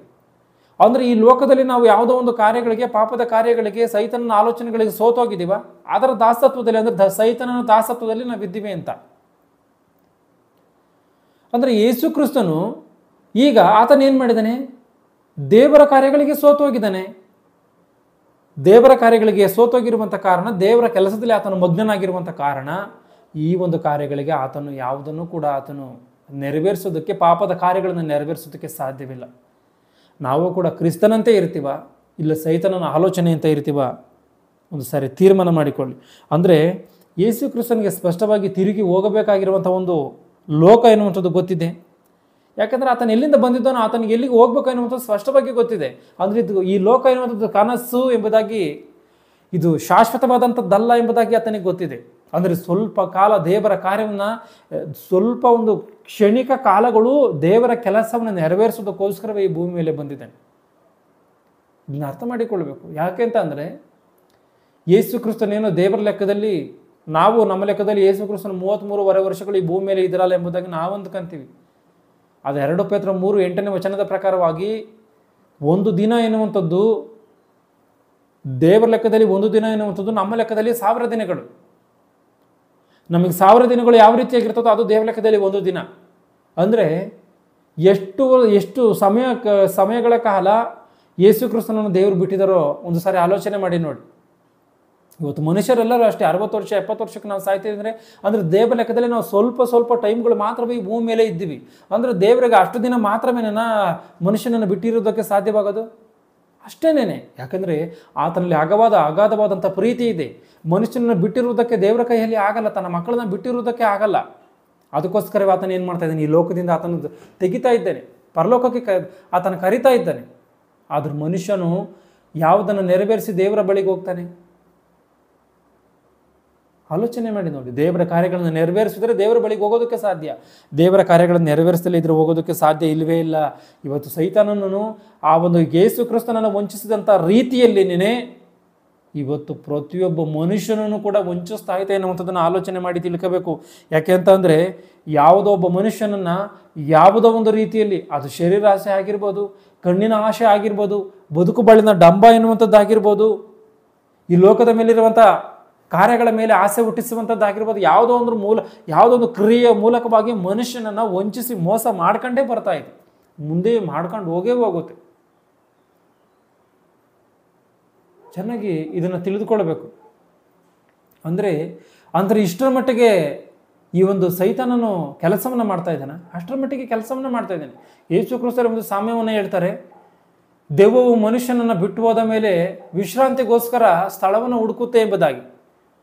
ಸ್ಥಳವನ್ನು ಹುಡುಕುತ್ತೆ, ಅದಕ್ಕೆ ಎಲ್ಲೂ ವಿಶ್ರಾಂತಿ ಸಿಗದಂಥ ಕಾರಣ ಅದೇನು ಮಾಡುತ್ತಂತೆ, ನಾನು ಬಿಟ್ಟು ಬಂದಂಥ ಮನೆಗೆ ವಾಪಸ್ ಹೋಗೋಣ ಎಂಬುದಾಗಿ ಆಲೋಚನೆ ಮಾಡಿಕೊಂಡು ಅದು ಬಂದು ಆ ಮನೆಯನ್ನು ನೋಡಿ, ಅದು ಗುಡಿಸಿ ಅಲಂಕಾರವಾಗಿರುವಂಥದ್ದನ್ನು ನೋಡಿ ಹೋಗಿ ಮತ್ತೆ ಅದು ತನಗಿಂತ ಕೆಟ್ಟವುಗಳಾದಂಥ 7 ದೆವ್ವಗಳನ್ನ ಕರ್ಕೊಂಬಂದು ಆ ಮನೆಯಲ್ಲಿ ವಾಸ ಮಾಡುತ್ತಂತೆ. ಅಂದರೆ ಇದರ ಅರ್ಥ ಏನು? ಅಂದರೆ ದಣಿವಾಗುವಂಥ ರೀತಿಯಲ್ಲಿ, ಅಂದರೆ ವಿಶ್ರಾಂತಿನೂ ಕೂಡ ತೆಗೆದುಕೊಳ್ಳದಂಥ ರೀತಿಯಲ್ಲಿ ದೆವ್ವಗಳು ಅಂದರೆ ಸೈತಾನ ಕೆಲಸ ಮಾಡ್ತಿದೆಯಾ ಮನುಷ್ಯನ ಹತ್ರ? ಆ ರೀತಿಗೆ ಕೆಲಸ ಮಾಡ್ತಾ ಇದೆಯಾ? ದೆವ್ವ ಮನುಷ್ಯನನ್ನು ಬಿಟ್ಟು ಹೋದ್ಮೇಲೆ ಏನಕ್ಕೋಸ್ಕರ ವಿಶ್ರಾಂತಿ ಹುಡುಕುತ್ತೆ? ಅಂದರೆ ವಿಶ್ರಾಂತಿ ಇಲ್ವಾ ಅದಕ್ಕೆ? ಮನುಷ್ಯನ ಬಳಿಯಲ್ಲಿ ವಿಶ್ರಾಂತಿ ಇಲ್ವಾ? ಮನುಷ್ಯನ ಬಳಿಯಲ್ಲಿ ಅದಕ್ಕೆ ವಿಶ್ರಾಂತಿ ಇಲ್ಲ. ಯಾಕೆಂದರೆ ಇರುವಂಥ ಸ್ವಲ್ಪ ಕಾಲದಲ್ಲಿ ಯಾವ ರೀತಿಯಾಗೋದ್ರು ಮನುಷ್ಯನನ್ನು ಹಾಳು ಮಾಡಬೇಕೆಂಬುದಾಗಿ ಅದು ಪ್ರಯಾಸಪಟ್ಟು ಕಷ್ಟಪಟ್ಟು ವಿಶ್ರಾಂತಿ ಇಲ್ಲದಂಥ ರೀತಿಯಲ್ಲಿ ಮನುಷ್ಯನ ಬಳಿಯಲ್ಲಿ ಪಾಪವನ್ನು ಮಾಡಿಸುವಂಥದ್ದಕ್ಕೋಸ್ಕರವೇ ಕಷ್ಟಪಡ್ತಾ ಇತ್ತದು. ಮನುಷ್ಯನನ್ನು ದೇವರ ಕೆಲಸವನ್ನು ಮಾಡೋದಕ್ಕೆ ಕಷ್ಟಪಡ್ತಾ ಇಲ್ಲ. ಆದ್ರೆ ಮಾತ್ರ ಅದೇನು ಮಾಡ್ತೈತೆ? ಅದು ಸೈತಾನನ ಒಂದು ಆಜ್ಞೆಗಳು ಅನುಗುಣವಾಗಿ ಅದೇ ನೀತಿ ಕಾರ್ಯವೋ ಎನ್ನುವಂಥ ರೀತಿಯಲ್ಲಿ ದೆವ್ವಗಳೆಲ್ಲ ಏನು ಮಾಡ್ತಾ ಇದೆ? ಮನುಷ್ಯನ ಹಿಡಿದು ಮೋಸವನ್ನು ಮಾಡುವುದಕ್ಕೆ ಪ್ರಯತ್ನ ಪಡ್ತಾನೆ. ಅಂದರೆ ಮನುಷ್ಯನನ್ನು ಬಿಟ್ಟು ಹೋದ್ಮೇಲೆ ಅವಕ್ಕೆ ವಿಶ್ರಾಂತಿ ಬೇಕು ಅಂತೆ. ಅಂದರೆ ಮನುಷ್ಯನಲ್ಲಿ ಬಳಿಯಲ್ಲಿದ್ದಾಗ ವಿಶ್ರಾಂತಿ ಇಲ್ಲ ಅಂತಾನೆ ಅರ್ಥ. ಅಂದರೆ ಇಂಥ ಸ್ಪೀಡಾಗಿ ಇಷ್ಟು ಕಷ್ಟಪಟ್ಟು ಮನುಷ್ಯನನ್ನು ಹಾಳು ಮಾಡೋದಕ್ಕೆ ಪ್ರಯತ್ನ ಪಡ್ತಾವ ದೆವ್ವಗಳು? ಹಾಳು ಮಾಡ್ತವೆ ಎನ್ನುವಂಥದ್ದನ್ನು ತಿಳಿದುಕೊಳ್ಬೇಕು. ಅಂದರೆ ಈ ಒಂದು ಮನುಷ್ಯನಿಗೆ ಶರೀರ ಆಸೆಗಳನ್ನು ತೋರಿಸಿ, ಈ ಶರೀರದಲ್ಲಿ ನೀನಿದ್ದೀಯಾ ಅಂದರೆ ಶರೀರ ಆಸೆಗಳು ಬಹಳಷ್ಟು ಇರ್ತದೆ. ಯಾರನ್ನು ನೋಡುತ್ತಾರೆ ಮನುಷ್ಯನು ಮೋಹಿಸ್ತಾನೆ, ಕೆಟ್ಟ ಆಲೋಚನೆಗಳನ್ನು ಮಾಡ್ತಾನೆ, ಕೆಟ್ಟ ಕಾರ್ಯಗಳನ್ನು ಆಲೋಚನೆ ಮಾಡ್ತಾನೆ. ಆತನು ಯಾವುದನ್ನು ಬೇಕು ಅಂದ್ಕೊಂತಾನೆ, ಅದಕ್ಕೋಸ್ಕರ ಎಷ್ಟೋ ಒಂದು ಕಷ್ಟಪಡ್ತಾನೆ. ಕೊನೆದಾಗ ಅದು ಸಿಗದಿದ್ದಾಗ ಯಾವ ಪಾಪವನ್ನು ಮಾಡೋದಕ್ಕೆ ಬೇಕಾದ್ರೂ ಮುಂದಾಗ್ತಾನೆ, ಎಂತೆಂಥ ಕಾರ್ಯಗಳನ್ನು ಬೇಕಾದ್ರೂ ಮಾಡೋದಕ್ಕೆ ಮುಂದಾಗ್ತಾನೆ. ಇವತ್ತು ಚಿಕ್ಕ ಮಕ್ಕಳ ಮೇಲೆ ಅತ್ಯಾಚಾರಗಳು, ಇಲ್ಲ ಒಂದು ಬೇರೆ ಒಂದು ಸ್ತ್ರೀಯರುಗಳ ಮೇಲೆ ಕೆಟ್ಟ ಕಾರ್ಯಗಳು ಏನಕ್ಕೋಸ್ಕರ ನಡೀತಾ ಇದೆ? ಇದು ಶರೀರಾಶೆ ಅಲ್ವಾ? ಶರೀರಾಶೆ ಅಲ್ವಾ? ಅಂದರೆ ಸೈತಾನ್ ಇವರೆಲ್ಲರನ್ನು ಮರಳುಗೊಳಿಸಿದ್ದಾನೆ. ಮರಳುಗೊಳಿಸಿರುವಂಥ ಕಾರಣವೇ ಮನುಷ್ಯನಲ್ಲಿ ಕೋರಿಕೆಗಳು ಎನ್ನುವಂಥದ್ದು ಹುಟ್ಟುತ್ತೆ. ಆ ಕೋರಿಕೆಗಳನ್ನು ಆತನ ಏನು ಮಾಡ್ತಾನೆ? ದೇವರ ಒಂದು ಮಾತು ಆತನಿಗೆ ಗೊತ್ತಿಲ್ಲದಂಥ ಕಾರಣ, ದೇವರ ಕಾರ್ಯಗಳು ಗೊತ್ತಿಲ್ಲದಂಥ ಕಾರಣ, ದೇವರೇ ಗೊತ್ತಿಲ್ಲದಂಥ ಕಾರಣ ಆತನ ಏನು ಮಾಡ್ತಾನೆ? ಆ ಪಾಪದ ಆಲೋಚನೆಗೆ ಜಾಗ ಕೊಡ್ತಾನೆ. ಆ ಪಾಪದ ಆಲೋಚನೆಗೆ ಅನುಸಾರವಾಗಿ, ಸೈತಾನನ ಪ್ರೇರೇಪಣೆಗೆ ಅನುಸಾರವಾಗಿ ಆ ಪಾಪಗಳನ್ನು ಮಾಡೋದಕ್ಕೆ ಹೋಗ್ತಾನೆ. ಅಂದರೆ ಪಾಪಗಳನ್ನು ಮಾಡ್ತಾನೆ. ಅಂದರೆ ಇವೆಲ್ಲವೂ ಕೂಡ ಸೈತಾನನು ಬಲೆಯನ್ನು ಬೀಸಿ ಏನು ಮಾಡ್ತಾ ಇದ್ದಾನೆ? ಮನುಷ್ಯನನ್ನು ಹಿಡಿತಾ ಇದ್ದಾನೆ ಅನ್ನುವಂಥದ್ದನ್ನು ಸ್ಪಷ್ಟವಾಗಿ ಅರ್ಥ ಮಾಡಿಕೊಳ್ಬೇಕು. ಅಂದರೆ ಇವೆಲ್ಲ ಕನಸೇ. ಯಾರೋ ಒಂದು ಸ್ತ್ರೀಯನ್ನು ತೆಗೆದುಕೊಂಡು ಹೋಗಿ ಏನೋ ಒಂದು ಹಾಳು ಮಾಡಿದ್ರೆ ಎಷ್ಟು ದಿನ? ಅದು ಕ್ಷಣಿಕ ಕಾಲಗಳು ಅಷ್ಟೇ. ಭೂಮಿಯಲ್ಲಿ ಆಕೆ ಜೊತೆ ಸಾಯೋವರೆಗೂ ನೀನು ಆಕೆ ಜೊತೆ ಇಲ್ಲಿ ಇದ್ದೆ ಅಂತ, ಏನೋ ನಾನು ಸಾಯೋವರೆಗೂ ನಾನು ಸಂತೋಷವಾಗಿದ್ದೀನಿ ಆಕೆ ಜೊತೆ, ಬಿಡಿ ಇನ್ನೇನು ಅಂತ ಅಂದ್ಕೊಂಡ್ರೆ ಅದು ನಿನ್ನ ಬದುಕಿನ ಒಂದು ಸ್ವಲ್ಪ ಕಾಲ ಅಷ್ಟೇ. ನಿತ್ಯ ಜೀವ ಎನ್ನುವಂಥದ್ದಿದೆ, ನಿನ್ನ ಕೊನೆಯಾಗದಂಥ ಜೀವ ಎನ್ನುವಂಥದ್ದಿದೆ, ನಾಶವಿಲ್ಲದೆ ಇರುವಂಥ ಒಂದು ಜೀವನಗಳು ನಿನಗೆ ಮುಂದೆ ಇದೆ ಈ ಒಂದು ಲೋಕವನ್ನು ಬಿಟ್ಟ ಮೇಲೆ.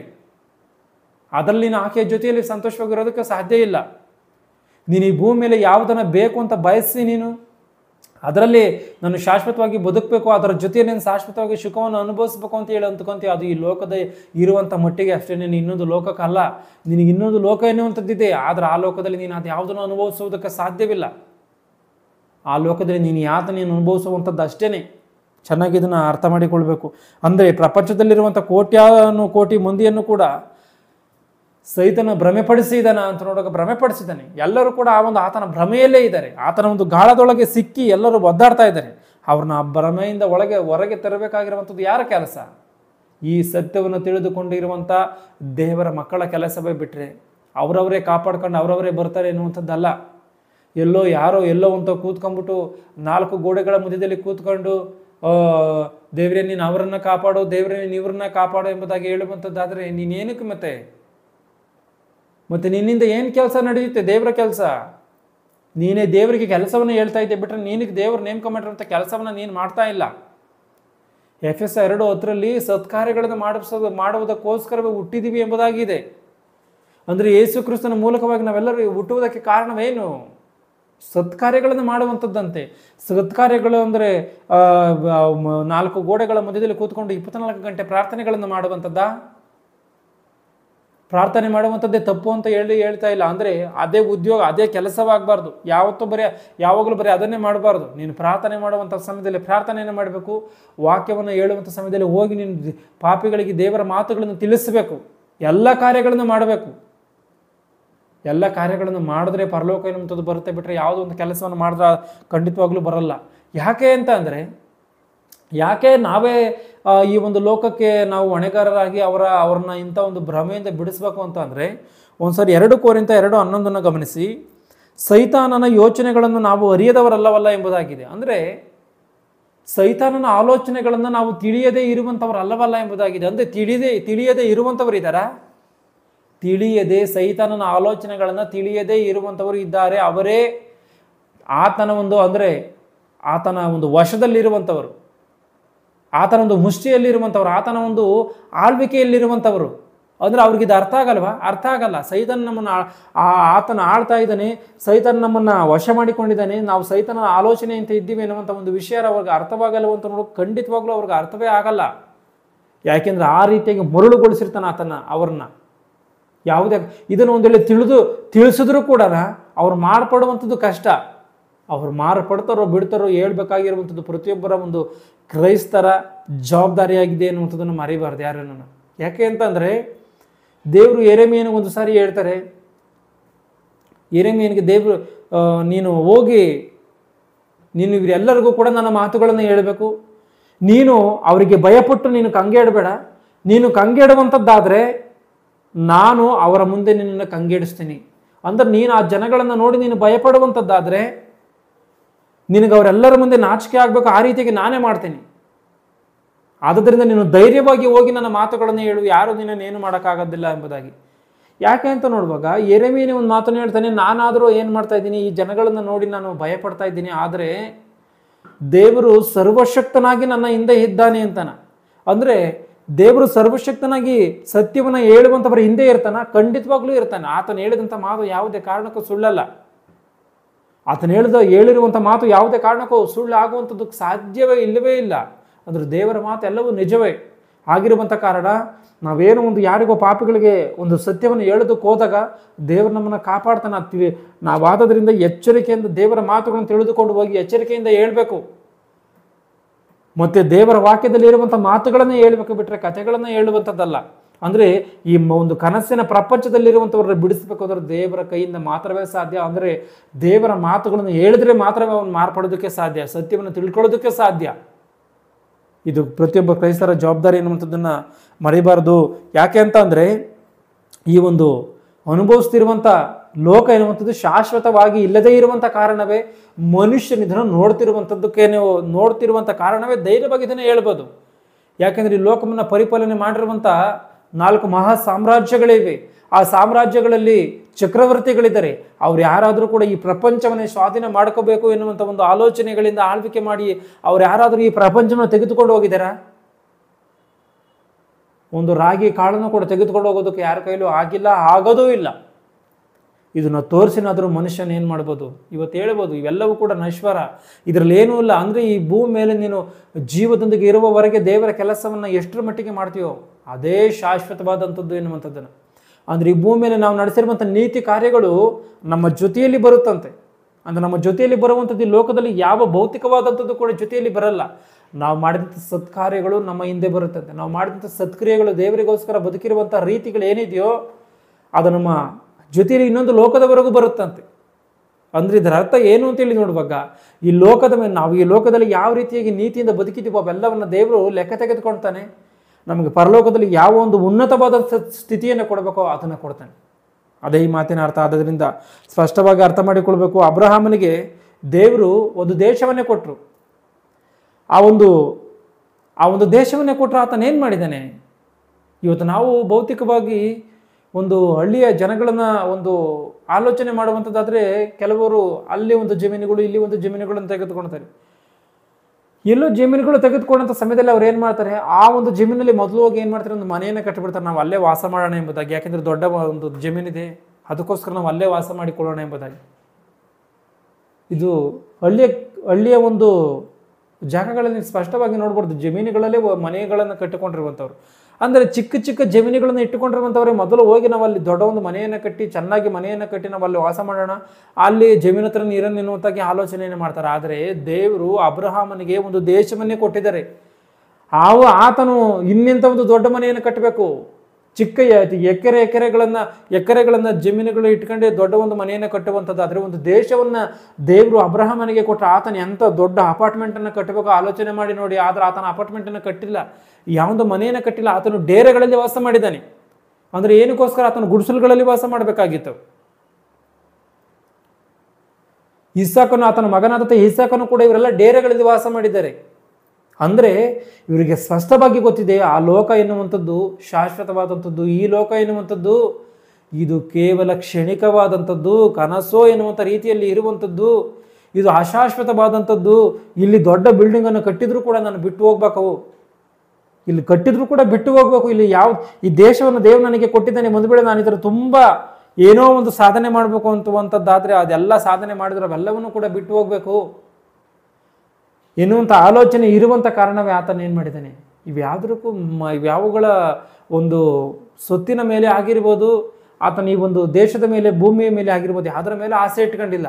ಯಾಕೆಂದರೆ ಈ ಲೋಕ ಎನ್ನುವಂಥದ್ದು ಮಾಯೆ ಎಂಬುದಾಗಿ ಸ್ಪಷ್ಟವಾಗಿ ಅವರು ಅರ್ಥ ಮಾಡಿಕೊಂಡಿದ್ದಂಥ ಕಾರಣವೇ, ಅವ್ರು ಆ ರೀತಿಯಾಗಿ ಬದುಕಿದಂಥ ಕಾರಣವೇ ಅವ್ರು ಏನು ಮಾಡಿದ್ದಾರೆ, ಈ ನೋಡಿದ್ದೆಲ್ಲವೂ ನಿಜ ಅಲ್ಲ ಅಂತೇಳಿ ತಿಳ್ಕೊಂಡಿದ್ದಂಥ ಕಾರಣವೇ ಅವರು ಯಾವುದರ ಮೇಲೂ ಆಸೆ ಪಡೆದಂಥ ರೀತಿಯಲ್ಲಿ ಡೇರೆಗಳಲ್ಲಿ ವಾಸ ಮಾಡಿ ದೇವರ ಬಳಿಗೆ ಅವರು ಸೇರಿಕೊಳ್ಳುವಂಥ ಒಂದು ದೃಷ್ಟಿಯನ್ನು ಇಟ್ಟುಕೊಂಡು ಈ ಲೋಕವನ್ನು ಬಿಟ್ಟಿದ್ದಾರೆ. ಚೆನ್ನಾಗಿ ಇದನ್ನು ತಿಳ್ಕೋಬೇಕು. ಇಬ್ರಿಯರಿಗೆ 11ನೇ ಅಧ್ಯಾಯ 13ನೇ ವಚನದಲ್ಲಿ ಇವರೆಲ್ಲರೂ ವಾಗ್ದಾನದ ಫಲಗಳನ್ನು ಹೊಂದದೆ ಅವುಗಳನ್ನು ದೂರದಿಂದ ನೋಡಿ, ಅಂದರೆ ಇವರೆಲ್ಲರೂ ವಾಗ್ದಾನದ ಫಲಗಳನ್ನು ಹೊಂದದೆ. ವಾಗ್ದಾನದ ಫಲ ಅಂದರೆ ಏನು? ವಾಗ್ದಾನದ ದೇವರು ಏನಂತ ವಾಗ್ದಾನ ಮಾಡಿದ್ರು ಅಂದರೆ ಇವರೆಲ್ಲರಿಗೂ ದೇವರು ಒಂದೇ ಆ ವಾಗ್ದಾನವನ್ನು ಮಾಡಿದ್ದಾರೆ. ಈ ಲೋಕ ಮುಗಿದ ನಂತರ ಪರಲೋಕ ಎನ್ನುವಂಥದ್ದನ್ನು ಕೊಡ್ತೀನಿ, ಈ ಲೋಕ ಮುಗಿದ ಮೇಲೆ ಪರಲೋಕ ಎನ್ನುವಂಥದ್ದನ್ನು ಕೊಡ್ತೀನಿ, ಈ ಲೋಕ ಮುಗಿದ ಮೇಲೆ ಪರಲೋಕ ಎನ್ನುವಂಥದ್ದನ್ನು ಕೊಡ್ತೀನಿ. ಇದೇ ವಾಗ್ದಾನ. ಅಂದರೆ ಇವರೆಲ್ಲ ಏನು ಮಾಡಿದ್ದಾರೆ, ಪರಲೋಕವನ್ನು ಹೊಂದ್ಕೊಂಡಿದ್ದಾರೆ. ಈ ಭೂಮಿಯಲ್ಲಿ ಅದನ್ನು ಹೊಂದ್ಕೊಂಡಿಲ್ಲ.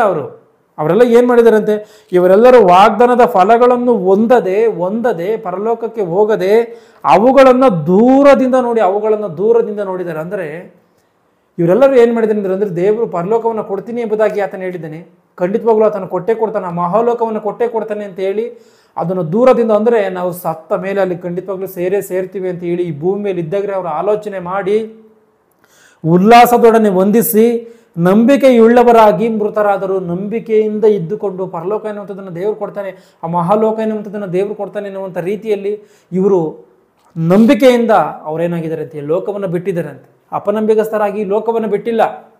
ಇವತ್ತು ಬಹುತೇಕ ಮಂದಿ ಅಪನಂಬಿಗಸ್ಥರಾಗಿ ಲೋಕವನ್ನು ಬಿಡ್ತಾ ಇದ್ದಾರೆ.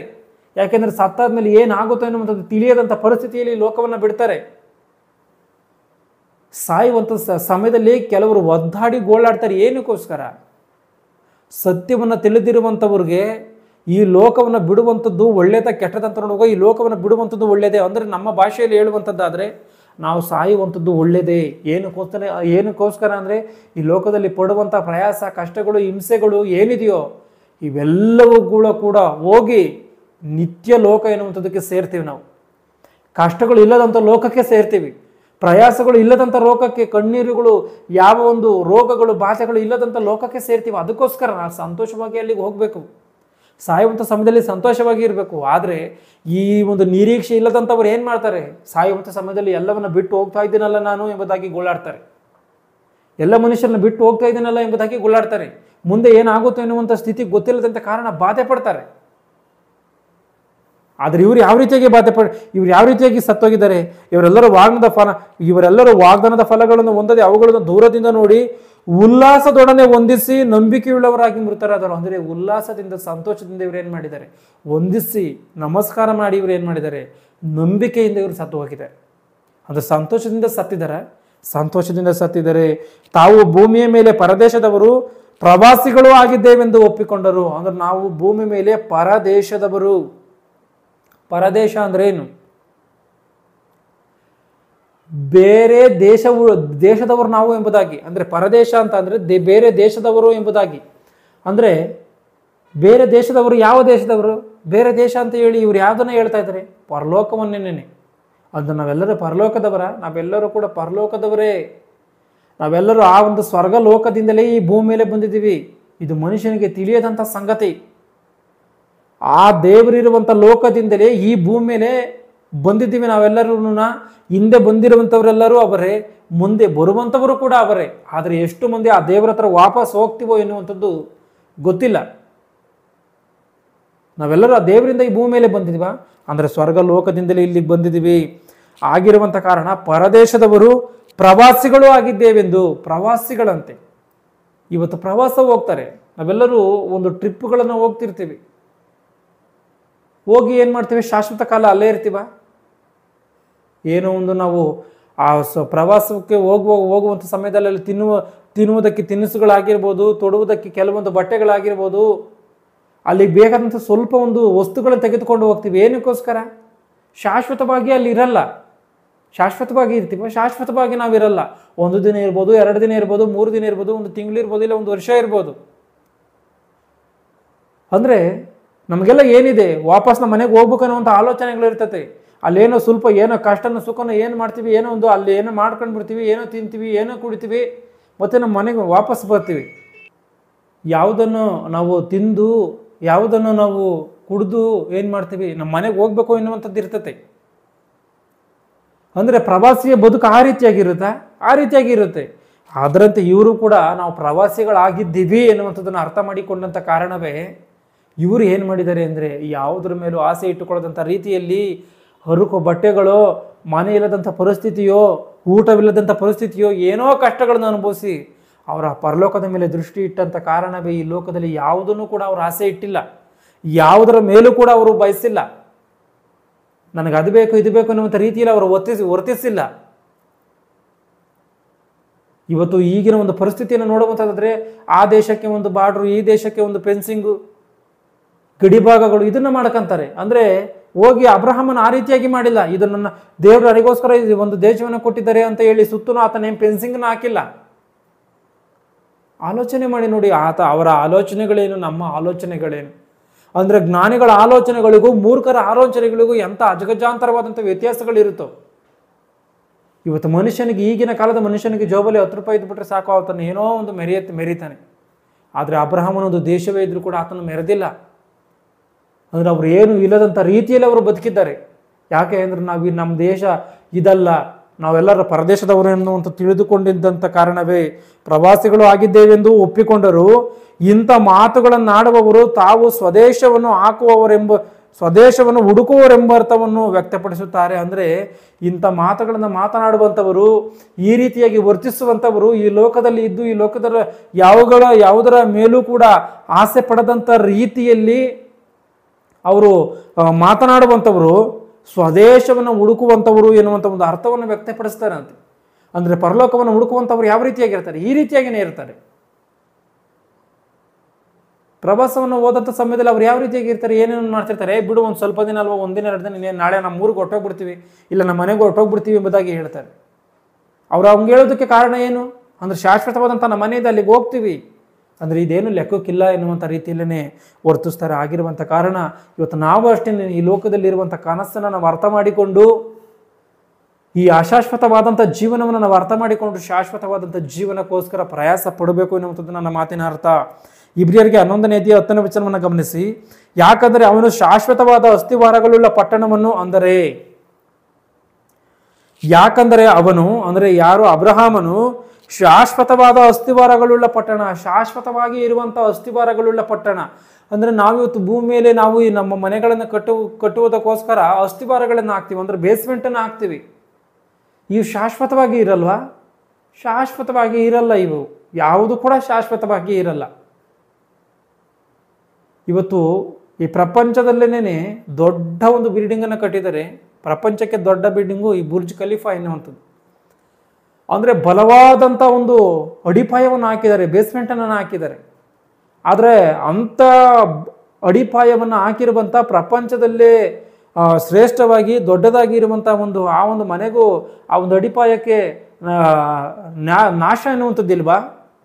ನಾಶ ಎನ್ನುವಂಥದ್ದು ಖಚಿತವಾಗಿ ಇದ್ದೇ ಇದೆ. ಇವತ್ತು ನಾವೊಂದು ಮನೆ ಕಟ್ತೀವಿ, ಒಂದು 100 ವರ್ಷ ಇರ್ಬೋದು, ಇಲ್ಲ ಒಂದು 150 ವರ್ಷ ಇರ್ಬೋದು, ಅದ್ರ ಮೇಲೆ ಇರುತ್ತಾ? ಅಂದರೆ ಯಾವತ್ತೋ ಒಂದು ದಿನ ಇವೆಲ್ಲ ನಾಶವಾಗಿ ಹೋಗ್ತವ? ಇವು ಯಾವತ್ತೋ ಒಂದು ದಿನ ಎಲ್ಲ ಅಳಿದೋಗುವಂಥ ಕಾರ್ಯಗಳೇ, ಶಾಶ್ವತವಾಗಿ ಇರುವಂಥದ್ದಲ್ಲ. ಯಾಕಂದರೆ ಅವನು ಶಾಶ್ವತವಾದ ಅಸ್ಥಿವಾರಗಳುಳ್ಳ, ಅಂದರೆ ನಾವು ಹಾಕುವಂಥ ಬೇಸ್ಮೆಂಟ್ಗಳು ಅಶಾಶ್ವತವಾದಂಥದ್ದು. ಅಂದರೆ ಶಾಶ್ವತವಾಗಿ ಇರುವಂಥ ಒಂದು ಪಟ್ಟಣ ಇದೆ ಅಂತೆ, ಶಾಶ್ವತವಾಗಿ ಇರುವಂಥ ಅಸ್ಥಿವಾರವುಳ್ಳಂಥ ಪಟ್ಟಣ ಇದೆ ಅಂತ. ಅದೇ ಪರಲೋಕ ಎನ್ನುವಂಥದ್ದು. ಯಾಕಂದರೆ ಅವನು ಶಾಶ್ವತವಾದ ಅಸ್ಥಿವಾರಗಳುಳ್ಳ ಪಟ್ಟಣವನ್ನು, ಅಂದರೆ ದೇವರು ಸಂಕಲ್ಪಿಸಿ ನಿರ್ಮಿಸಿದ ಪಟ್ಟಣವನ್ನು, ದೇವರೇ ಸಂಕಲ್ಪ ಮಾಡಿ ತೀರ್ಮಾನ ಮಾಡಿ ನಿರ್ಮಾಣ ಮಾಡಿರುವಂಥ ಪಟ್ಟಣವನ್ನು ಅಬ್ರಹಾಮನು ಎದುರು ನೋಡುತ್ತಾ ಇದ್ದಂತೆ. ಆತನು ಅಬ್ರಹಾಮನ ಆ ರೀತಿಯಾಗಿ ಎದುರು ನೋಡುತ್ತಾ ಇದ್ದಂಥ ಕಾರಣವೇ ಈ ಲೋಕದ ಮೇಲೆ ಅಶಾಶ್ವತವಾಗಿರುವಂಥ ಒಂದು ಅಡಿಪಾಯಗಳನ್ನು, ಅಶಾಶ್ವತವಾಗಿರುವಂಥ ಪಟ್ಟಣಗಳನ್ನು, ಅಶಾಶ್ವತವಾಗಿರುವಂಥ ಈ ಲೋಕವನ್ನು ಆತನು ತ್ಯಜಿಸಿದ್ದಾನೆ. ಆತನ ಅದರ ದೃಷ್ಟಿಯಲ್ಲಿ ಏನೂ ಇಲ್ಲ ಎನ್ನುವಂಥ ರೀತಿಯಲ್ಲಿ ಆತನು ಎಣಿಸಿರುವಂಥ ಕಾರಣವೇ ಇದರ ಯಾವುದರ ಮೇಲೂ ಕೂಡ ಆತನು ಇಂಟ್ರೆಸ್ಟನ್ನು ಇಟ್ಟಿಲ್ಲ, ಯಾವುದರ ಮೇಲೂ ಕೂಡ ಆತನು ಆಸೆ ಪಟ್ಟಿಲ್ಲ. ಅಂದರೆ ಇವರು ಸ್ಪಷ್ಟವಾಗಿ ಇವ್ರಿಗೆ ಗೊತ್ತಿತ್ತು ಇದೆಲ್ಲವೂ ಕೂಡ ಕನಸು ಎನ್ನುವಂಥ ರೀತಿಯಲ್ಲಿ. ಅಂದರೆ ತಾವು ಈ ಭೂಮಿಯಲ್ಲಿ ಇರುವಂಥ ಕಾಲ ಯಾತ್ರಿಕರಾಗಿ ಸ್ವಲ್ಪ ಕಾಲ ಇದ್ದು ಆ ಒಂದು ಪರಲೋಕಕ್ಕೆ ಸೇರಬೇಕಾಗಿರುವಂಥ ಪರದೇಶಿಗಳಾಗಿ ನಾವು ಇದ್ದೀವಿ ಎನ್ನುವಂಥದ್ದನ್ನು ಅವರು ಚೆನ್ನಾಗಿ ತಿಳ್ಕೊಂಡಿದ್ದಾರೆ. ಯಾಕಂದರೆ ಅವರ ಮನೋನೇತ್ರಗಳು ಬೆಳಗಿಸಲ್ಪಟ್ಟಿವೆ. ಇವತ್ತು ನಮ್ಮ ಮನೋನೇತ್ರಗಳು ಬೆಳಗಿಸಲ್ಪಟ್ಟಿದೆಯಾ? ನಮ್ಮ ಕಣ್ಣು ತೆರೆಯಲ್ಪಟ್ಟಿದೆಯಾ? ನಮ್ಮ ಕಣ್ಣು ತೆರೆಯಲಾಗದೇ ಇರುವಂಥ ಸ್ಥಿತಿಯಲ್ಲಿ ಮುಚ್ಚಿ ಹೋಗಿದೆ. ತೆರೆಯಲಾಗದೇ ಇರುವಂಥ ಸ್ಥಿತಿಯಲ್ಲಿ ಮುಚ್ಚಿ ಹೋಗಿರುವಂಥ ಕಾರಣವೇ ಇವತ್ತು ಮನುಷ್ಯನ ಇದನ್ನು ತಿಳ್ಕೊಳ್ಳೋದಕ್ಕಾಗ್ತಾ ಇಲ್ಲ, ಮನುಷ್ಯನ ಇದನ್ನು ಅರ್ಥ ಮಾಡಿಕೊಳ್ಳೋದಕ್ಕಾಗ್ತಾ ಇಲ್ಲ. ಈ ಲೋಕ ಎನ್ನುವಂಥದ್ದನ್ನು ಆತನು ಭ್ರಮೆ ಎನ್ನುವಂಥ ರೀತಿಯಲ್ಲಿ ಅರ್ಥ ಮಾಡಿಕೊಳ್ಳೋದಕ್ಕೆ ಆಗ್ತಾನೇ ಇಲ್ಲ. ಮನುಷ್ಯನು ಯಾವತ್ತೂ ಆತನು ಈ ಒಂದು ಸತ್ಯವನ್ನು ತಿಳಿದುಕೊಂಡು ಇದು ಅಶಾಶ್ವತವಾದಂಥದ್ದು ಅನ್ನುವಂಥದ್ದನ್ನು ಅರ್ಥ ಮಾಡಿಕೊಳ್ತಾನೋ, ದೇವರೇ ಶಾಶ್ವತ, ದೇವರನ್ನು ನಿರ್ಮಿಸಿರುವಂಥ ಆ ಒಂದು ಪರಲೋಕವೇ ಶಾಶ್ವತ ಎನ್ನುವಂಥದ್ದನ್ನು ತಿಳಿದುಕೊಳ್ತಾನೋ, ಅದ್ಭುತವಾದಂಥ ಪ್ರಪಂಚ ಇದು. ಅವತ್ತಾಗುತ್ತೆ, ಬಿಟ್ಟರೆ ಅಂಥವರೆಗೂ ಆಗಲ್ಲ. 2 ಕೊರಿಂಥ 4ನೇ ಅಧ್ಯಾಯ 17ನೇ ವಚನ 18ನೇ ವಚನವನ್ನು ಗಮನಿಸಿ.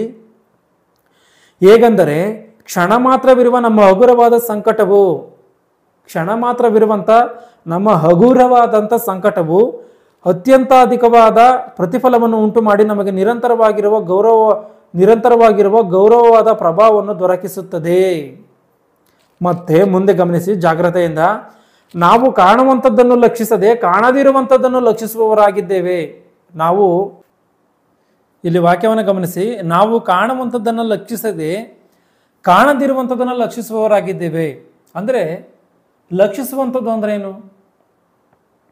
ನಾವು ಯಾವುದೋ ಒಂದು ಕಾರ್ಯವನ್ನು ಮನಸ್ಸಿಟ್ಟು ಅದನ್ನು ನಾವು ಜಾಗ್ರತೆಯಿಂದ ನಾವು ಅದನ್ನು ಗಮನಿಸಿ ಇಂಟ್ರೆಸ್ಟಿಂದ ಅದನ್ನು ನಾವು ಮಾಡ್ತೀವಲ್ಲ, ಈ ಒಂದು ಕಾರ್ಯವನ್ನೇ ನಾವು ಲಕ್ಷಿಸುವಂಥದ್ದು ಎಂಬುದಾಗಿ ಹೇಳ್ತೀವಿ. ಇಲ್ಲಿ ನೋಡಿ, ನಾವು ಕಾಣುವಂಥದ್ದನ್ನು ಲಕ್ಷಿಸದೆ ಕಣ್ಣಿಗೆ ಕಾಣುವಂಥ ಕಾರ್ಯವನ್ನು ನಾವು ಲಕ್ಷಿಸದೆ ಕಾಣದಿರುವಂಥದ್ದನ್ನು ಲಕ್ಷಿಸುವವರಾಗಿದ್ದೇವೆ. ಕಾಣದೇ ಇರುವಂಥದ್ರ ಬಗ್ಗೆ ಇವರು ಆಲೋಚನೆ ಮಾಡ್ತಾ ಇದ್ದಾರಂತೆ. ಆ ಕಣ್ಣಿಗೆ ಕಾಣುವಂಥದ್ರ ಬಗ್ಗೆ ಏನು ಆಲೋಚನೆ ಮಾಡ್ತಾ ಇಲ್ವಂತೆ. ಯಾಕೆ ಅಂತಂದರೆ ಕಾಣುವಂಥದ್ದು ಸ್ವಲ್ಪ ಕಾಲ ಮಾತ್ರ ಇರುವುದು. ಕಣ್ಣಿಗೆ ಕಾಣುವಂಥದ್ದು ಏನಾಗುತ್ತಂತೆ, ಸ್ವಲ್ಪ ಕಾಲ ಮಾತ್ರ ಇರುತ್ತಂತೆ. ಅಂದರೆ ಇಡೀ ಸೃಷ್ಟಿ ಕಣ್ಣಿಗೆ ಕಾಣುತ್ತಾ? ಕಣ್ಣಿಗೆ ಕಾಣ್ತಾ ಇದೆ. ಪ್ರಪಂಚದಲ್ಲಿರುವಂಥ ಮನುಷ್ಯರೆಲ್ಲರೂ ಕಣ್ಣಿಗೆ ಕಾಣ್ತಾ ಇದ್ದಾರೆ. ಪ್ರಪಂಚದಲ್ಲಿರುವಂಥ ಪ್ರತಿಯೊಂದು ಸೃಷ್ಟಿ ವಸ್ತುಗಳು ಕೂಡ ಕಣ್ಣಿಗೆ ಕಾಣ್ತಾ ಇದೆ. ಈ ಕಣ್ಣಿಗೆ ಕಾಣುವಂಥದ್ದು ಏನಾಗುತ್ತಂತೆ, ಸ್ವಲ್ಪ ಕಾಲ ಮಾತ್ರ ಇರುತ್ತಂತೆ. ಅಂದರೆ ಶಾಶ್ವತ ಕಾಲ ಇರಲ್ವ ಇದು? ಶಾಶ್ವತ ಕಾಲ ಇರಲ್ಲ, ಸ್ವಲ್ಪ ಕಾಲ ಮಾತ್ರ ಇರುತ್ತಂತೆ. ಕಾಣದಿರುವಂಥದ್ದು ಸದಾಕಾಲವೂ ಇರ್ಬೋದು. ಕಣ್ಣಿಗೆ ಕಾಣದೇ ಇರುವಂಥ ಪರಿಸ್ಥಿತಿಯಲ್ಲಿ ಇರುವಂಥದ್ದು ಸದಾಕಾಲಕ್ಕೂ ಇರುತ್ತಂತೆ. ಯಾವುದೇ ಕಾರಣಕ್ಕೂ ಕೂಡ ನಾಶವಾಗಿ ಹೋಗುವಂಥದ್ದಲ್ಲ. ಕಣ್ಣಿಗೆ ಕಾಣದಿರುವಂಥದ್ದು ಸದಾಕಾಲವೂ ಇರುವುದು. ಅಂದರೆ ಸ್ವಲ್ಪ ಕಣ್ಣುಗಳ ಮುಂದೆ ಸ್ವಲ್ಪ ಹೊತ್ತು ಕಾಣಿಸುವಂಥವುಗಳನ್ನು ನೋಡಿ ಈ ಲೋಕ ಏನು ಮಾಡ್ತಾ ಇದೆ, ಭ್ರಮೆ ಪಡ್ತಾ ಇದೆ. ಈ ಒಂದು ಇಯರು ಹೆಡ್ಸೆಟ್ಟು ಇರುವವರೆಗೆ ಆ ಮನುಷ್ಯನ ಏನು ಮಾಡ್ತಾನೆ, ಭ್ರಮೆ ಪಡ್ತಾನೆ. ನಾನು ಅಲ್ಲೇ ಇದ್ದೀನೇನೋ ಎನ್ನುವಂಥ ರೀತಿಯಲ್ಲಿ, ಅದನ್ನು ಮಾಡ್ತಾ ಇದ್ದೀನೇನೋ ಎನ್ನುವಂಥ ರೀತಿಯಲ್ಲಿ ಆ ರೀತಿಯಾದಂಥ ಅನುಭವಗಳನ್ನು ಅನುಭವಿಸುತ್ತಾ ಆತನೇನು ಮಾಡ್ತಾನೆ, ಭ್ರಮೆ ಪಡುತ್ತಾ ಕೂಗಾಡಿ ಆತನೇನು ಮಾಡ್ತಾನೆ, ಕಿರ್ಚಾಡ್ತಾನೆ. ಆ ಒಂದು ಆನಂದದಲ್ಲಿದ್ದಂಥ ಮನುಷ್ಯನಿಗೆ ಆ ಒಂದು ಹೆಡ್ಸೆಟ್ಟನ್ನು ತೆಗೆದ್ರೆ ಏನಾಗುತ್ತೆ, ಯಥಾಸ್ಥಿತಿ, ಏನೂ ಇಲ್ಲದಂಥ ಪರಿಸ್ಥಿತಿ, ಆ ಭ್ರಮೆಯಿಂದ ಹೊರಗೆ ಬಂದಂಥ ಪರಿಸ್ಥಿತಿ, ಬರಿದಾಗಿರುವಂಥ ಪರಿಸ್ಥಿತಿ. ಅಂದರೆ ಏನೂ ಇಲ್ವಾ, ಇಷ್ಟೊತ್ತವರೆಗೂ ಆತನ ಆನಂದಪಟ್ಟು ಏನೋ ಕಿರ್ಚಾಡಿದ ಎಲ್ಲ ವ್ಯರ್ಥವ, ಎಲ್ಲವೂ ಸುಳ್ಳು. ಸ್ಪಷ್ಟವಾಗಿ ಇದನ್ನು ಅರ್ಥ ಮಾಡಿಕೊಳ್ಬೇಕಂದ್ರೆ ಯಾವಾಗ ಅದನ್ನು ನಾವು ತೆಗೆದಾಕ್ತೀವೋ ಯಥಾಸ್ಥಿತಿಗೆ ಮನುಷ್ಯನ ಅವಾಗ ಬಂದು ಬಿಡ್ತಾನೆ. ಅಂದರೆ ಹಾಗೆ ಆತ್ಮ ಈ ಒಂದು ಲೋಕವನ್ನು ನೋಡಿದಷ್ಟು ಕಾಲ ಏನು ಮಾಡುತ್ತೆ? ಭ್ರಮೆಯಲ್ಲಿ ಇರುತ್ತೆ. ನನ್ನ ಆಸ್ತಿಗಳು, ನನ್ನ ಒಂದು ಜನರು, ನನ್ನ ಒಂದು ಕುಲ, ನನ್ನ ಒಂದು ಮತ, ನನ್ನ ಒಂದು ಧರ್ಮ, ನನ್ನ ಒಂದು ಪಂಗಡಗಳು, ನನ್ನ ಒಂದು ದೇಶ, ಇದೇ ನೀನು ಎಲ್ಲ ನನ್ನದು ನನ್ನದು ನನ್ನದು ನನ್ನದು ಎನ್ನುವಂಥ ರೀತಿಯಲ್ಲಿ ಆಲೋಚನೆ ಮಾಡಿ ಯಾವಾಗ ಆತ್ಮ ಈ ದೇಹವನ್ನು ಬಿಟ್ಬಿಡುತ್ತೋ ಆಗ ಈ ಲೋಕವನ್ನು ನೋಡಿ ಏನಂದ್ಕೊಂತಾನೆ ಮನುಷ್ಯ? 60-70 ವರ್ಷಗಳು ಈ ಒಂದು ಸ್ವಲ್ಪವಾದಂಥ ಜೀವನ ನಾವು ಅಶಾಶ್ವತವಾದವುಗಳಿಗೋಸ್ಕರವೇ ನಾವು ಹೋರಾಡಿದ್ದೀನಿ ಅನ್ನುವಂಥ ನಾಚಿಕೆ ಆಗುತ್ತೆ. ಬಿಟ್ಟರೆ ಇನ್ನೇನು ಬರುವಂಥದ್ದಿಲ್ಲ. ಈ ರೀತಿ ಎಲ್ಲ ನನ್ನದು ನನ್ನದು ನನ್ನದು ಎನ್ನುವಂಥ ರೀತಿಯಲ್ಲಿ ಹೋರಾಡಿ ಹಾರಾಡಿ ಏನೋ ಒಂದು ಮಾಡಿ ಪಾಪಗಳನ್ನು ಮಾಡಿ ಅನೀತಿ ಕಾರ್ಯಗಳನ್ನು ನಡೆಸಿ ದೇವರಿಗೆ ವ್ಯತಿರೇಕವಾಗಿ ನಡ್ಕೊಂಡು ಸತ್ತು ನರಕದ ಪಾಲಾಗಿ ಆತ ಆಲೋಚನೆ ಮಾಡುವಂಥದ್ದು ಹೆಂಗೆ ಗೊತ್ತಾ? 60-70 ವರ್ಷಗಳ ಈ ಒಂದು ಚಿಕ್ಕ ಜೀವನಕ್ಕೋಸ್ಕರ ನಾನು ಹೋರಾಡಿದ್ನ. ಪ್ರಸಂಗಿ ಗ್ರಂಥದಲ್ಲಿ ಕೆಲವೊಂದು ಕಾರ್ಯಗಳು ಸ್ಪಷ್ಟವಾಗಿ ಆ ಒಂದು ಜ್ಞಾನಿಯಾಗಿರುವಂಥ ಸೊಲೊಮೋನನು ಹೇಳ್ತಾನೆ. ಅಂದರೆ ಮನುಷ್ಯನು ಹುಟ್ಟೋದಿನಿಂದ ಸಾಯುವವರೆಗೆ ಪಡುವಂಥ ಈ ಪ್ರಯಾಸಗಳೆಲ್ಲವೂ ವ್ಯರ್ಥ ಎಂಬುದಾಗಿ ಆತನೇ ಹೇಳ್ತಾನೆ. ನೀನು ಈ ವ್ಯರ್ಥವಾಗದಂಥ ರೀತಿಯಲ್ಲಿ ಇರಬೇಕು ಅಂತಂದರೆ ನೀನು ಹುಟ್ಟೋದಿನಿಂದ ಸಾಯುವವರೆಗೆ ಮಾಡುವಂಥ ಕೆಲಸಗಳು ವ್ಯರ್ಥವಾಗಬಾರ್ದು. ಅಂದ್ರೆ ಅದು ದೇವರಿಗೋಸ್ಕರ ಇದ್ದಾಗ ಮಾತ್ರವೇ ವ್ಯರ್ಥವಾಗಲ್ಲ. ನೀನು ದೇವರ ಕಾರ್ಯಗಳನ್ನು ಹೊರತುಪಡಿಸಿ ಮಾಡಿದಂಥ ಎಲ್ಲ ಕೆಲಸಗಳು ವ್ಯರ್ಥವೇ. ಇವತ್ತು ನಮ್ಮ ಬದುಕುಗಳನ್ನು ನಾವು ವ್ಯರ್ಥ ಮಾಡಿಕೊಳ್ತೀವ. ನಮ್ಮ ಬದುಕುಗಳನ್ನು ನಾವು ದೇವರ ಆಲೋಚನೆಯ ರೀತಿಯಲ್ಲಿ ನಡೆದುಕೊಂಡು ಉಪಯೋಗವಾಗುವಂಥ ರೀತಿಯಲ್ಲಿ ಇನ್ನೊಂದು ಬದುಕಿಗೆ ಅಸ್ಥಿವಾರವಾಗುವಂಥ ರೀತಿಯಲ್ಲಿ ನಾವು ಅದನ್ನು ಮಾಡ್ತೀವ. ಇದು ಮನುಷ್ಯನ ತೀರ್ಮಾನ. ಅಂದರೆ ಈ ಭೂಮಿ ಮೇಲೆ ಇರುವಂಥವುಗಳು ಎಲ್ಲವೂ ಕೂಡ ತಾತ್ಕಾಲಿಕವಾದಂಥ ಸಂಬಂಧಗಳು, ಇವೆಲ್ಲವೂ ಕೂಡ ಭ್ರಮೆಯನ್ನು ಹುಟ್ಟಿಸುವಂಥ ಕಾರ್ಯಗಳು. ಅಂದರೆ ಅಮಾಯಕರಾದಂಥ ಜನಗಳು ಇದನ್ನು ನೋಡಿ ಏನು ಮಾಡ್ತಾರೆ? ಇದೇ ಸತ್ಯವು, ಇದೇ ಒಂದು ದೊಡ್ಡದು, ಇದೇ ಶ್ರೇಷ್ಠ ಅಂದರೆ ಇವರೇನೋ ಸ್ವರ್ಗಲೋಕದಲ್ಲಿದ್ದಂಥ ರೀತಿಯಲ್ಲಿ ವರ್ತಿಸ್ತಾರೆ. ಆ ರೀತಿಯಾಗಿ ಮನುಷ್ಯನು ವರ್ತಿಸ್ತಾನೆ. ಅಂದರೆ ಸೈತಾನನಿಟ್ಟಂಥ ಭ್ರಮೆಯಲ್ಲಿ ಮನುಷ್ಯನು ಮುಳುಗಿ ಹೋಗಿದ್ದಾನೆ ಎನ್ನುವಂಥದ್ದನ್ನು ಸ್ಪಷ್ಟವಾಗಿ ಅರ್ಥ ಮಾಡಿಕೊಳ್ಳಬೇಕು. ಅಂದರೆ ನಮ್ಮ ಕಣ್ಣಿಗೆ ಇವತ್ತೇನು ಕಾಣುತ್ತೆ? ಸೈತಾನನ ಅವರನ್ನ ಭ್ರಮೆಪಡಿಸಿದ್ದಾನೆ, ಸೈತಾನನ ಇವ್ರನ್ನ ಭ್ರಮೆಪಡಿಸಿದ್ದಾನೆ, ಸೈತಾನನ ಅವರಿಗೆ ಮಂಕುಬೂದಿಯನ್ನು ಹಾಕಿದ್ದಾನೆ, ಸೈತಾನ ತನ್ನ ಗಾಳದಿಂದ ಇವ್ರನ್ನ ವಶ ಮಾಡ್ಕೊಂಡಿದ್ದಾನೆ ಅಂತೀವಿ.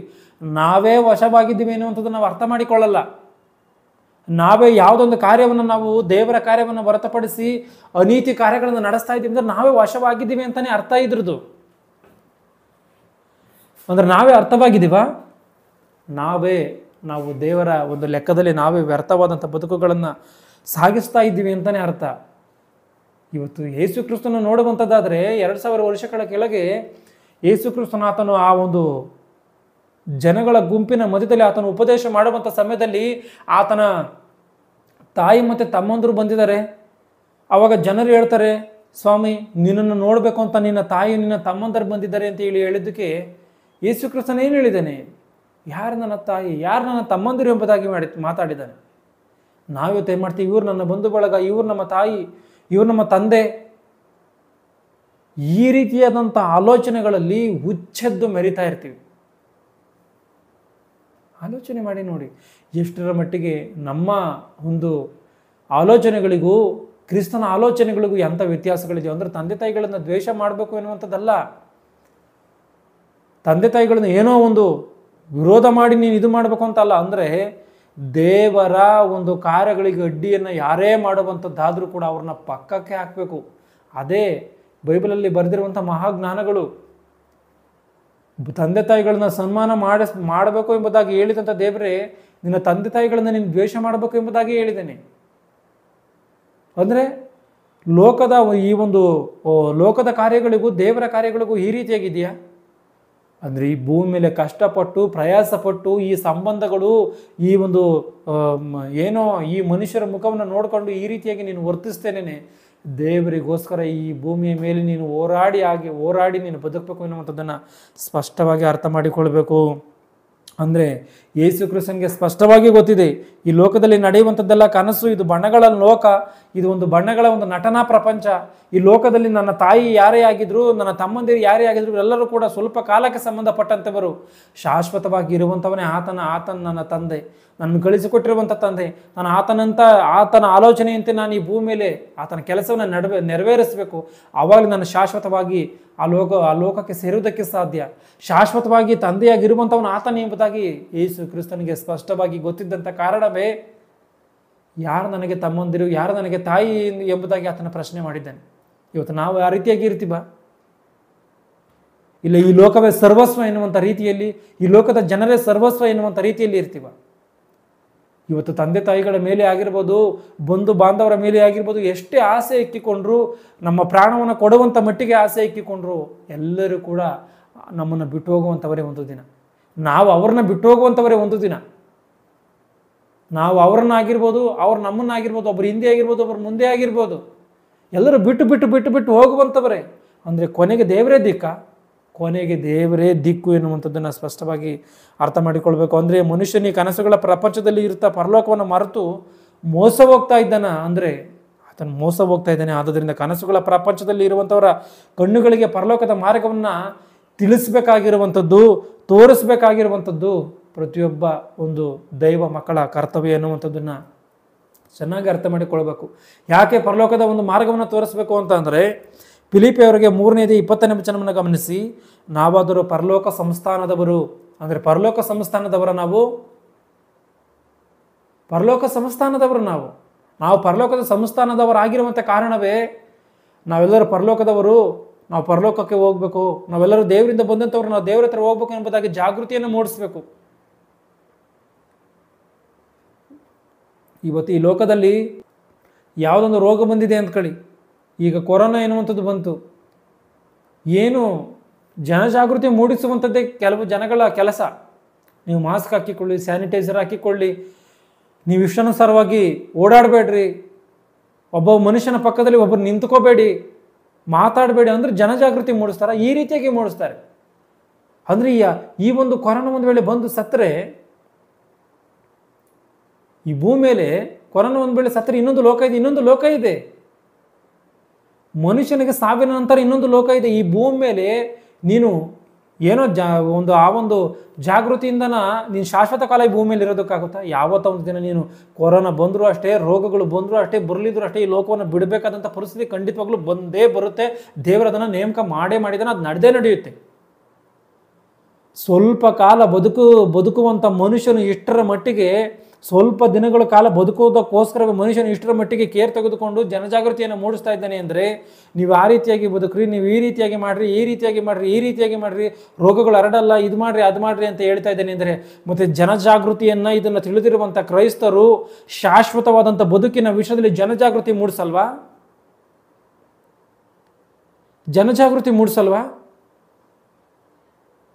ಪರಲೋಕದ ಒಂದು ಕಾರ್ಯಕ್ಕೆ ಜನಜಾಗೃತಿ ಮೂಡಿಸಲ್ವಾ? ಶಾಶ್ವತವಾದಂಥ ಬದುಕಿಗೆ ಜನಜಾಗೃತಿ ಮೂಡಿಸಲ್ವಾ? ಚಿಕ್ಕ ರೋಗ ಬಂತು ಅಂದ್ಕೊಳ್ಳಿ, ಒಂದು ಜ್ವರಗಳು ಬಂತು ಅಂದ್ಕೊಳ್ಳಿ, ಇಂಥ ಒಂದು ಜ್ವರಗಳು ಬರ್ತಾ ಇದೆ, ಮಲೇರಿಯಾ ಜ್ವರಗಳು ಬರ್ತಾ ಇದೆ, ಎಚ್ಚರಿಕೆಯಿಂದ ಇರಿ ಅಂತ ಹೇಳಿ ನ್ಯೂಸಲ್ಲಿ ತೋರಿಸ್ತಾರೆ, ಪೇಪರಲ್ಲಿ ಹಾಕ್ತಾರೆ. ಹಳ್ಳಿಗಳಲ್ಲಿ, ಪಟ್ಟಣಗಳಲ್ಲಿ ನೃತ್ಯದ ಮೂಲಕವಾಗಿ ಜನಜಾಗೃತಿ ಮೂಡಿಸ್ತಾರೆ. ಯಾಕೆ? ಮನುಷ್ಯನ ಎಚ್ಚರವಾಗಬೇಕು. ಅಂದರೆ ಚಿಕ್ಕ ಬದುಕಿಗೋಸ್ಕರ ಇಷ್ಟೆಲ್ಲ ಜನಜಾಗೃತಿ ಮೂಡಿಸುವಂಥ ಮನುಷ್ಯನು ಶಾಶ್ವತವಾದಂಥ ಬದುಕಿಗೆ ಹೋಗುವುದಕ್ಕೋಸ್ಕರ ಜನಜಾಗೃತಿ ಮೂಡಿಸಲ್ವ? ಶಾಶ್ವತವಾಗಿ ನಾಶನಕ್ಕೆ ಹೋಗುವಂಥ ಒಂದು ಕಾರ್ಯ ಐತೆ, ಅದರಿಂದ ಎಚ್ಚರಿಕೆ ಆಗುವಂಥ ರೀತಿಯಲ್ಲಿ, ಅದಕ್ಕೆ ಹೋಗದಂಥ ರೀತಿಯಲ್ಲಿ, ಮನುಷ್ಯನ ಎಚ್ಚರಿಕೆ ಆಗುವಂಥ ರೀತಿಯಲ್ಲಿ ಜನಜಾಗೃತಿ ಮೂಡಿಸಲ್ವ? ಆಲೋಚನೆ ಮಾಡಿ ನೋಡಿ. ಇಬ್ರಿಯರಿಗೆ 13ನೇ ಅಧ್ಯಾಯ 14ನೇ ವಚನವನ್ನು ಗಮನಿಸಿ, ಇಹದಲ್ಲಿ ಶಾಶ್ವತವಾದ ಪಟ್ಟಣವು ನಮಗಿಲ್ಲ. ಅಂದರೆ ಈ ಲೋಕದಲ್ಲಿ ಶಾಶ್ವತವಾದಂಥ ಪಟ್ಟಣ ಎನ್ನುವಂಥದ್ದು ನಿಜವಾದಂಥ ಭಕ್ತರಿಗೆ ಇಲ್ಲ. ಸುಳ್ಳಾದಂಥ ಭಕ್ತರಿಗಿದೆಯಾ? ಸುಳ್ಳಾದಂಥ ಭಕ್ತರಿಗೂ ಕೂಡ ಇಲ್ಲ. ಆದರೆ ಸುಳ್ಳಾದಂಥ ಭಕ್ತರು ಏನು ಮಾಡ್ಕೊಂಡಿದ್ದಾರೆ? ಇದೇ ನಿಜವು, ಇದೇ ಶಾಶ್ವತವಾದಂಥದ್ದು ಅಂತೇಳಿ ಅವರು ಅಂದ್ಕೊಂಡಿದ್ದಾರೆ. ಬಿಟ್ಟರೆ ಅವ್ರಿಗೂ ಕೂಡ ಈ ಲೋಕದಲ್ಲಿ ಯಾರಿಗೂ ಕೂಡ ಈ ಲೋಕ ಎನ್ನುವಂಥದ್ದು ನೆಲೆ ಅಲ್ಲ. ಯಾರೂ ಕೂಡ ಈ ಲೋಕದಲ್ಲಿ ಶಾಶ್ವತವಾಗಿರಲು ಸಾಧ್ಯವಿಲ್ಲ. ಇಹದಲ್ಲಿ ಶಾಶ್ವತವಾದ ಪಟ್ಟಣವು ನಮಗಿಲ್ಲ, ಇನ್ನು ಮುಂದೆ ಆಗುವ ಪಟ್ಟಣವನ್ನು ಆರೈಸುತ್ತಾ ಇದ್ದೇವೆ. ಇನ್ನು ಮುಂದೆ ಆಗುವಂಥ ಅಂದರೆ ಮುಂದಿನ ಲೋಕದಲ್ಲಿ ಆಗುವಂಥ ಪಟ್ಟಣವನ್ನು ಆರೈಸ್ತಾ ಇದ್ದೀವಂತೆ. ಅಂದರೆ ಇಂದು ಮುಂದೆ ಆಗುವಂಥ ಪಟ್ಟಣವನ್ನು ಆರೈಸ್ತಾ ಇದ್ದೀವಿ ಅಂತ ಹೇಳಿ ಇಲ್ಲಿ ವಾಕ್ಯಗಳು ಬರೆಯಲ್ಪಟ್ಟಿದೆ. ಅಂದರೆ ಯಾವುದನ್ನು? ಪರಲೋಕವನ್ನು ಇವರು ಆರೈಸ್ತಾ ಇದ್ದಾರೆ, ಪರಲೋಕದ ಕಾರ್ಯಗಳನ್ನು ಆರೈಸ್ತಾ ಇದ್ದಾರೆ. ಇವರು ಪರಲೋಕದ ಕಾರ್ಯಗಳನ್ನು ಆರೈಸ್ತಿರುವಂಥ ಕಾರಣ, ಪರಲೋಕವನ್ನು ಆರೈಸ್ತಿರುವಂಥ ಕಾರಣವೇ ಈ ಲೋಕದಲ್ಲಿ ನಮಗೆ ಶಾಶ್ವತವಾದಂಥ ಪಟ್ಟಣವೂ ಇಲ್ಲ, ಇದೆಲ್ಲ ಟೆಂಪರವರಿ ಎಂಬುದಾಗಿ ಇವರು ಭಾವಿಸಿದ್ದಾರೆ. ಅಂದರೆ ಈ ಲೋಕ ಎನ್ನುವಂಥದ್ದು ಎಷ್ಟರ ಮಟ್ಟಿಗೆ ಕನಸಿನ ರೂಪದಲ್ಲಿ ಅಶಾಶ್ವತವಾಗಿದೆಯೋ ಆಲೋಚನೆ ಮಾಡಿ. ಇಹದಲ್ಲಿ ಶಾಶ್ವತವಾದ ಪಟ್ಟಣವು ನಮಗಿಲ್ಲ, ಇನ್ನು ಮುಂದೆ ಆಗುವ ಪಟ್ಟಣವನ್ನು ಆರೈಸುತ್ತಾ ಇದ್ದೇವೆ. ಅಂದರೆ ಮನೋನೇತ್ರಗಳಿಗೆ ಸೈತಾನನು ಉಂಟು ಮಾಡಿದಂಥ ಒಂದು ಅಂಧತ್ವವನ್ನು ವಾಕ್ಯದ ಮೂಲಕವಾಗಿ ತೆಗೆದುಹಾಕಿಕೊಂಡು ತಲತಲಾಂತರಗಳಿಂದ ವಾಸವಾಗಿ ನಾವು ಬಂದಿರುವಂಥ ಆ ಒಂದು ದೇವರ ಇರುವಂಥ ಲೋಕಕ್ಕೆ, ದೇವರ ಬಳಿಗೆ ನಾವೆಲ್ಲರೂ ಸೇರ್ಕೋಬೇಕಾಗಿರುವಂಥದ್ದು ಪ್ರತಿಯೊಬ್ಬ ಮನುಷ್ಯನ ಒಂದು ಕರ್ತವ್ಯ. ಒಬ್ಬ ಮನುಷ್ಯನು ಜೀವ ಉಳಿಸ್ಕೊಳ್ಳೋದಕ್ಕೋಸ್ಕರ ಎಷ್ಟರ ಮಟ್ಟಿಗೆ ಆತನು ಒದ್ದಾಡ್ತಾನೆ ಗೊತ್ತಾ? ಒಬ್ಬ ಮನುಷ್ಯನು ಒಂದು ಯಾವುದೋ ಒಂದು ಡೇಂಜರ್ ಆಗಿರುವಂಥ ಕೆಲಸವನ್ನು ಮಾಡ್ತಾನ, ಅಪಾಯದಿಂದ ಇರುವಂಥ ಕೆಲಸವನ್ನು ಮಾಡ್ತಾನ, ಭಯಪಡ್ತಾನೆ. ಇವತ್ತು ಯಾವುದೊಬ್ಬ ಮನುಷ್ಯನಿಗೆ ನೀನು ಕರೆಂಟನ್ನು ಮುಟ್ಟು, ಹೈ ವೋಲ್ಟೇಜ್ ಕರೆಂಟನ್ನು ಮುಟ್ಟು ಅಂದರೆ ಮುಟ್ಟುತ್ತಾನ? ಇಲ್ಲ ನೀನು ಚಾಕುವನ್ನು ತೆಗೆದುಕೊಂಡು ನೀನೇ ತಿವಿಕೋ ಎಂಬುದಾಗಿ ಹೇಳಿದ್ರೆ ಆತನು ಮಾಡಿಕೊಳ್ತಾನ? ಯಾರೋ ಕೆಲವರು ಏನೋ ನೊಂದು ಬೆಂದು, ಕೆಲವರು ಬೆರಳೆಣಿಕೆ ಒಟ್ಟು ಜನ ಆ ರೀತಿಯಾಗಿ ಅವರ ಪ್ರಾಣವನ್ನು ಅವರು ತೆಗಿತಾರೆ. ಆದರೆ ಎಲ್ಲರೂ ಆ ರೀತಿಯಾಗಿ ಮಾಡೋದಕ್ಕೆ ಸಾಧ್ಯ ಇಲ್ಲ. ಏಕೆಂದರೆ ಜೀವನಗಳ ಮೇಲೆ ಆಸೆ ಇದೆ. ಒಳ್ಳೆ ರೀತಿಯಾಗಿ ಆತನು ಇರುವಂಥ ಒಬ್ಬ ಮನುಷ್ಯನ ತೆಗೆದುಕೊಂಡು ಬಂದು ಒಂದು 10 ಕೋಟಿ ನಿನಗೆ ದುಡ್ಡನ್ನು ಕೊಡ್ತೀನಿ, ನೀನು ಸಾಯ ಎಂಬುದಾಗಿ ಹೇಳ್ರೆ ಆತನ ಸಾಯ್ತಾನ? ಸಾಯಲ್ಲ. ಏನಕ್ಕೆ? ಈ ಲೋಕದಲ್ಲಿ ಬದುಕಬೇಕೆನ್ನುವಂಥ ಆಸೆ. ಅಂದರೆ ಆತನು ಆ ರೀತಿಯಾಗಿ 10 ಕೋಟಿಯನ್ನು ನಿರಾಕರಿಸಿ ಪ್ರಾಣವನ್ನು ಉಳಿಸ್ಕೊಂಡ್ರೆ ಒಂದು ವೇಳೆ ಆತನು ಆ ಒಂದು ಗಂಟೆಯ ನಂತರ ಆತನು ಸತ್ತ ಅಂದ್ಕೊಳ್ಳಿ. ನೀನು ಇವಾಗ ಸಾಯಿ 10 ಕೋಟಿ ಕೊಡ್ತೀನಿ ಅಂತ ಹೇಳಿ ಹೇಳ್ತಾನೆ ಅಂದ್ಕೊಳ್ಳಿ, ಅವ್ನು ನಿರಾಕರಿಸ್ತಾನೆ, ನನಗೆ ಬೇಡ ಅಂತ ಹೇಳಿ ಅಂಥ ಒಂದು ಸ್ಥಳದಿಂದ ಆತನ ಮನೆಗೆ ಹೋಗುವಂಥ ಸಮಯದಲ್ಲಿ ಏನೋ ಒಂದು ಆಕ್ಸಿಡೆಂಟಲ್ಲೋ ಏನರಲ್ಲೂ ಸತ್ತ ಅಂದ್ಕೊಳ್ಳಿ. ಅಂದರೆ ಶಾಶ್ವತವಾಗಿ ಆತನು ಉಳಿಸ್ಕೊಳ್ಳಲಿಲ್ಲ. ಅಂದರೆ ಒಂದು ಚಿಕ್ಕ ಒಂದು ವರ್ಷ ಆಗಿರ್ಬೋದು, 2 ವರ್ಷ ಆಗಿರ್ಬೋದು, 10 ವರ್ಷ ಆಗಿರ್ಬೋದು, 15 ವರ್ಷ ಆಗಿರ್ಬೋದು, ಇಲ್ಲ 20, 30, 40, 50 ವರ್ಷಗಳಾಗಿರ್ಬೋದು. ಈ ಒಂದು ಲೋಕದ ಮೇಲೆ, ಈ ಒಂದು ಸ್ವಲ್ಪ ಒಂದು ಜೀವಿತದ ಮೇಲೆ ಆಸೆ ಇಟ್ಕೊಂಡು ಮನುಷ್ಯನು ಈ ರೀತಿಯಾಗಿ ಬದುಕ್ತಾನೆ. ಅಂದರೆ ಶಾಶ್ವತವಾದಂಥ ಲೋಕ ಇದೆ, ಆ ಲೋಕದ ಮೇಲೆ ಆಸೆ ಇಟ್ಕೊಂಡಲ್ವ ಮನುಷ್ಯನು? ಶಾಶ್ವತವಾಗಿ ನಿರಂತರವಾಗಿ ಇರುವಂಥ ಲೋಕದ ಮೇಲೆ ಮನುಷ್ಯನಿಗೆ ಆಸೆ ಎನ್ನುವಂಥದ್ದು ಬೇಡವಾ? ಮತ್ತು ಮನುಷ್ಯನು ಪ್ರಾಣವನ್ನು ಕಳ್ಕೋಬೇಕಾ? ಈ ಲೋಕದಲ್ಲಿ ನೀನು ದೇವರಿಗೋಸ್ಕರ ಬದುಕಿದ್ರೇ ಆ ಲೋಕ ನಿತ್ಯ ಲೋಕ ಎನ್ನುವಂಥದ್ದು ಸಿಗುತ್ತೆ. ಈ ಲೋಕದಲ್ಲಿ ನೀನು ದೇವರಿಗೋಸ್ಕರ ಬದುಕ್ತಿಲ್ಲ ಇದ್ದರೆ ನಿತ್ಯ ನಾಶನ ಎನ್ನುವಂಥದ್ದು ಸಿಗುತ್ತೆ. ಆಲೋಚನೆ ಮಾಡಿ ನೋಡಿ. ಇವತ್ತು ಒಬ್ಬ ಮನುಷ್ಯನು ಯಾವುದೊಂದು ವ್ಯಾಧಿಯಲ್ಲಿ ಇದ್ದೇನೆ ಅಂತೇಳಿ, ಒಂದು ನೋವಿನಲ್ಲಿ ಇದ್ದೇನೆ ಅಂತೇಳಿ ಎಂಥ ಕಷ್ಟ. ಒಂದು ಹೊಟ್ಟೆ ನೋವು ಬಂತು ಅಂದ್ಕೊಳ್ಳಿ ಎಂಥ ಕಷ್ಟ, ಒಂದು ಜ್ವರ ಬಂತು ಅಂದ್ಕೊಳ್ಳಿ ಎಂಥ ಕಷ್ಟ, ಯಾವುದೊಂದು ರೋಗದಲ್ಲಿ ಬಾಧೆಗಳಲ್ಲಿ ಬಿದ್ದರೆ ಎಂಥ ಕಷ್ಟ, ಎಂಥ ಬಾಧೆ ಪಡ್ತಾನೆ ಅವನು. ತಡ್ಕೊಳೋದಕ್ಕೆ ಆಗಲ್ಲ. ಆದರೆ ಒಂದು ದಿನ ಕಷ್ಟಪಟ್ಟಂಥವ್ರಿಗೆ, ಇಲ್ಲ 2 ದಿನ ಕಷ್ಟಪಟ್ಟಂಥವ್ರಿಗೆ, ಇಲ್ಲ 1 ದಿನ ಕಷ್ಟಪಟ್ಟಂಥವ್ರಿಗೆ, 1 ಗಂಟೆ ಕಷ್ಟಪಟ್ಟಂಥವ್ರಿಗೆ ಆ ನೋವು ಆ ರೀತಿಯಾಗಿ ಇರಬೇಕು ಅಂತ ಅಂದರೆ ನಿತ್ಯ ನಿರಂತರಕ್ಕೂ ಯುಗಾಂತರಗಳಿಗೂ ಕೋಟ್ಯಾನುಕೋಟಿ ವರ್ಷಗಳಿಗೂ ಕೊನೆಯಾಗಿದ್ದಂಥ ಜೀವಿತಗಳಲ್ಲಿ ನಿತ್ಯ ನಾಶನದಲ್ಲಿ, ಅದು ನರಕದಲ್ಲಿ ಬಾಧೆಯನ್ನು ಅನುಭವಿಸಬೇಕು ಅಂದರೆ ಅದು ಯಾವ ರೀತಿಯಾಗಿ ಇರಬೇಡ. ಅದ್ರ ದೇವರು ಆ ರೀತಿಯಾಗಿ ಶಿಕ್ಷೆ ಕೊಡ್ತಾನೆ, ಆ ರೀತಿಯಾಗಿ ಶಿಕ್ಷೆ ಕೊಡ್ತಾನೆ. ಈ ಲೋಕದಲ್ಲಿ ದೇವರಿಗೋಸ್ಕರ ಬದುಕದಲ್ಲೇ ಇದ್ದರೆ, ಈ ಲೋಕವನ್ನು ನೋಡಿ ಭ್ರಮೆ ಪಟ್ಟು ಆ ರೀತಿಯಾಗಿ ಈ ಲೋಕದಲ್ಲಿ ನೀನು ಭ್ರಮೆಯ ಮೂಲಕವಾಗಿ ನೀನು ಜೀವಿಸಿದ್ರೆ, ಭ್ರಮೆಯ ಲೋಕದಲ್ಲಿ ನೀನು ಆ ಒಂದು ದೇವರಿಗೆ ವ್ಯತಿರೇಕವಾಗಿ ನೀನು ಬದುಕಿದ್ರೆ, ಇದೇ ನಿಜ ಎನ್ನುವಂಥ ರೀತಿಯಲ್ಲಿ ನೀನು ವರ್ತಿಸಿದ್ರೆ ನಿತ್ಯ ನಾಶನ ಎನ್ನುವಂಥದ್ದು ನಿನಗೆ ಕಾಯಂ. ಚೆನ್ನಾಗಿ ಇದನ್ನು ಅರ್ಥ ಮಾಡಿಕೊಳ್ಬೇಕು. ಮತ್ತು ಕೀರ್ತನೆ 17ನೇ ಅಧ್ಯಾಯ 15ನೇ ವಚನವನ್ನು ಗಮನಿಸಿ. ನಾನಾದರೂ ನಿರಪರಾಧಿಯು ನಿನ್ನ ಸಾನ್ನಿಧ್ಯವನ್ನು ಸೇರುವೆನು, ಎಚ್ಚತ್ತಾಗ ನಿನ್ನ ಸ್ವರೂಪ ದರ್ಶನದಿಂದ ತೃಪ್ತನಾಗುವೆನು. ನಾನಾದರೂ ನಿರಪರಾಧಿ ಅಂದರೆ ಒಬ್ಬ ಮನುಷ್ಯನು ಅಪರಾಧವನ್ನು ಮಾಡದೇ ಇರುವಂಥ ಪರಿಸ್ಥಿತಿಯಲ್ಲಿ ಇದ್ದಂಥ ಮನುಷ್ಯನು ಹೇಳುವಂಥ ಮಾತಿದು. ನಾನಾದರೂ ನಿರಪರಾಧಿಯು ನಿನ್ನ ಸಾನ್ನಿಧ್ಯವನ್ನು ಸೇರುವೆನು, ನಿನ್ನ ಒಂದು ಸಮ್ಮುಖವನ್ನು ಸೇರ್ತೀನಿ, ನಾನೇನು ಮಾಡ್ತೀನಿ, ಸ್ವರ್ಗಲೋಕವನ್ನು ಸೇರ್ತೀನಿ. ಎಚ್ಚತ್ತಾಗ ಅಂದರೆ ನಾನು ಈ ಒಂದು ಲೋಕವನ್ನು ಬಿಟ್ಟು ಇನ್ನೊಂದು ಲೋಕಕ್ಕೆ ಹೋದಂಥ ಸಮಯದಲ್ಲಿ ನಾನೇನು ಮಾಡ್ತೀನಿ, ನಿನ್ನ ಸ್ವರೂಪ ದರ್ಶನದಿಂದ ತೃಪ್ತನಾಗುವನು. ಅಂದರೆ ನಾನು ಈ ಭೂಮಿಯಲ್ಲಿ ನೀತಿಯಿಂದ ಬದುಕಿ ಈ ಲೋಕವನ್ನು ಬಿಟ್ಟು ನಾನು ಇನ್ನೊಂದು ಲೋಕಕ್ಕೆ ಹೋದಂಥ ಸಮಯದಲ್ಲಿ, ಅಂದರೆ ಪರಲೋಕಕ್ಕೆ ಹೋದಂಥ ಸಮಯದಲ್ಲಿ, ಸ್ವರ್ಗಲೋಕಕ್ಕೆ ಹೋದಂಥ ಸಮಯದಲ್ಲಿ, ದೇವರೇ ನಿನ್ನ ಮುಖವನ್ನು ನೋಡಿ, ನಿನ್ನನ್ನು ನೋಡಿ ನಾನು ಏನು ಮಾಡ್ತೀನಿ, ತೃಪ್ತನಾಗ್ತೀನಿ ಎಂಬುದಾಗಿ ಹೇಳ್ತಾ ಇದ್ದೇನೆ. ಅಂದರೆ ಆತನ ಆ ರೀತಿಯಾಗಿ ದೇವರ ಮುಖವನ್ನು ನೋಡಿ ತೃಪ್ತನಾಗಬೇಕು ಅಂತ ಅಂದರೆ ಈ ಲೋಕದಲ್ಲಿ ನೀತಿವಂತನಾಗಿ ಬದುಕಬೇಕಾ? ನೀತಿವಂತನಾಗಿ ಬದುಕಲೇಬೇಕು. ಭಕ್ತರೆಲ್ಲರೂ ಈ ಒಂದು ಕನಸಿನಿಂದ ಭೂಮಿ ಮೇಲೆ ಭಕ್ತಿಯಿಂದ ಬದುಕಿದ್ದಾರೆ. ಎಲ್ಲ ಭಕ್ತರು, ಎಷ್ಟೋ ಭಕ್ತರುಗಳು ಕಾಣ್ತಾರೆ ಬೈಬಲ್ನಲ್ಲಿ, ಅವರೆಲ್ಲರೂ ನೀತಿಯಿಂದ ಬದುಕಿದ್ದಾರೆ. ಯಾರು ಕೂಡ ಭ್ರಮೆಯ ಲೋಕಕ್ಕೆ ಒಳಗಾಗಿಲ್ಲ. ಅವರು ಈ ಕನಸಿನ ಲೋಕಕ್ಕೆ ಒಳಗಾಗಿಲ್ಲ. ಅವರು ಈ ಕನಸಿನ ಲೋಕದ ಮೂಲಕವಾಗಿ ಅವರು ತಮ್ಮನ್ನು ತಾವು ಮೈಲಿಗೆ ಮಾಡಿಕೊಂಡಿಲ್ಲ. ಅವರು ಅಂಥ ಶುದ್ಧವಾದಂಥ ಜೀವನವನ್ನು ಅವರು ಜೀವಿಸಿದ್ದಾರೆ. ಅಂದರೆ ನಾವು ಕೂಡ ಒಂದು ಕನಸುಗಳ ಪ್ರಪಂಚದ ಒಂದು ಭ್ರಮೆಯೊಳಗಿಂದ ನಾವು ಹೊರಗೆ ಬಂದು ನೀತಿಯಿಂದ ಬದುಕಿ ದೇವರ ಆಲೋಚನೆಗೆ ಅನುಸಾರವಾಗಿ ನಿತ್ಯವಾದಂಥ ಪರಲೋಕಕ್ಕೆ ನಾವು ಸೇರ್ಕೋಬೇಕಾ ಅಂತ ನೋಡೋಕೆ ನಾವೆಲ್ಲರೂ ಸೇರ್ಕೊಳ್ಳೇಬೇಕು. ಅಂದರೆ ಈ ರೀತಿಯಾದಂಥ ಹುಚ್ಚು ಭ್ರಮೆಗಳನ್ನು, ಕೆಟ್ಟ ಭ್ರಮೆಗಳನ್ನು ನಾವು ಬಿಟ್ಟುಬಿಡಬೇಕು. ಪರಲೋಕದ ಮೇಲೆ ದೃಷ್ಟಿಯನ್ನು ಇಡಬೇಕು. ಆ ಒಂದು ನಿತ್ಯ ಲೋಕವನ್ನು ಕುರಿತು ನಾವು ಅನೇಕರಿಗೆ ಸಾರಿ ಹೇಳಬೇಕು. ಇಲ್ಲದಿದ್ದರೆ ಭ್ರಮೆ ಹುಟ್ಟಿಸುವಂಥ ಸೈತಾನನ ಒಂದು ವಶದಲ್ಲಿ ಇದ್ದುಕೊಂಡು ಸೈತಾನನು ಹೋಗುವಂಥ ಲೋಕಕ್ಕೆ ನಾವು ಜಾರಿ ಹೋಗಬೇಕಾಗುತ್ತೆ. ಆದ್ದರಿಂದ ಎಚ್ಚರಿಕೆ. ಎಲ್ಲರಿಗೂ ವಂದನೆಗಳು.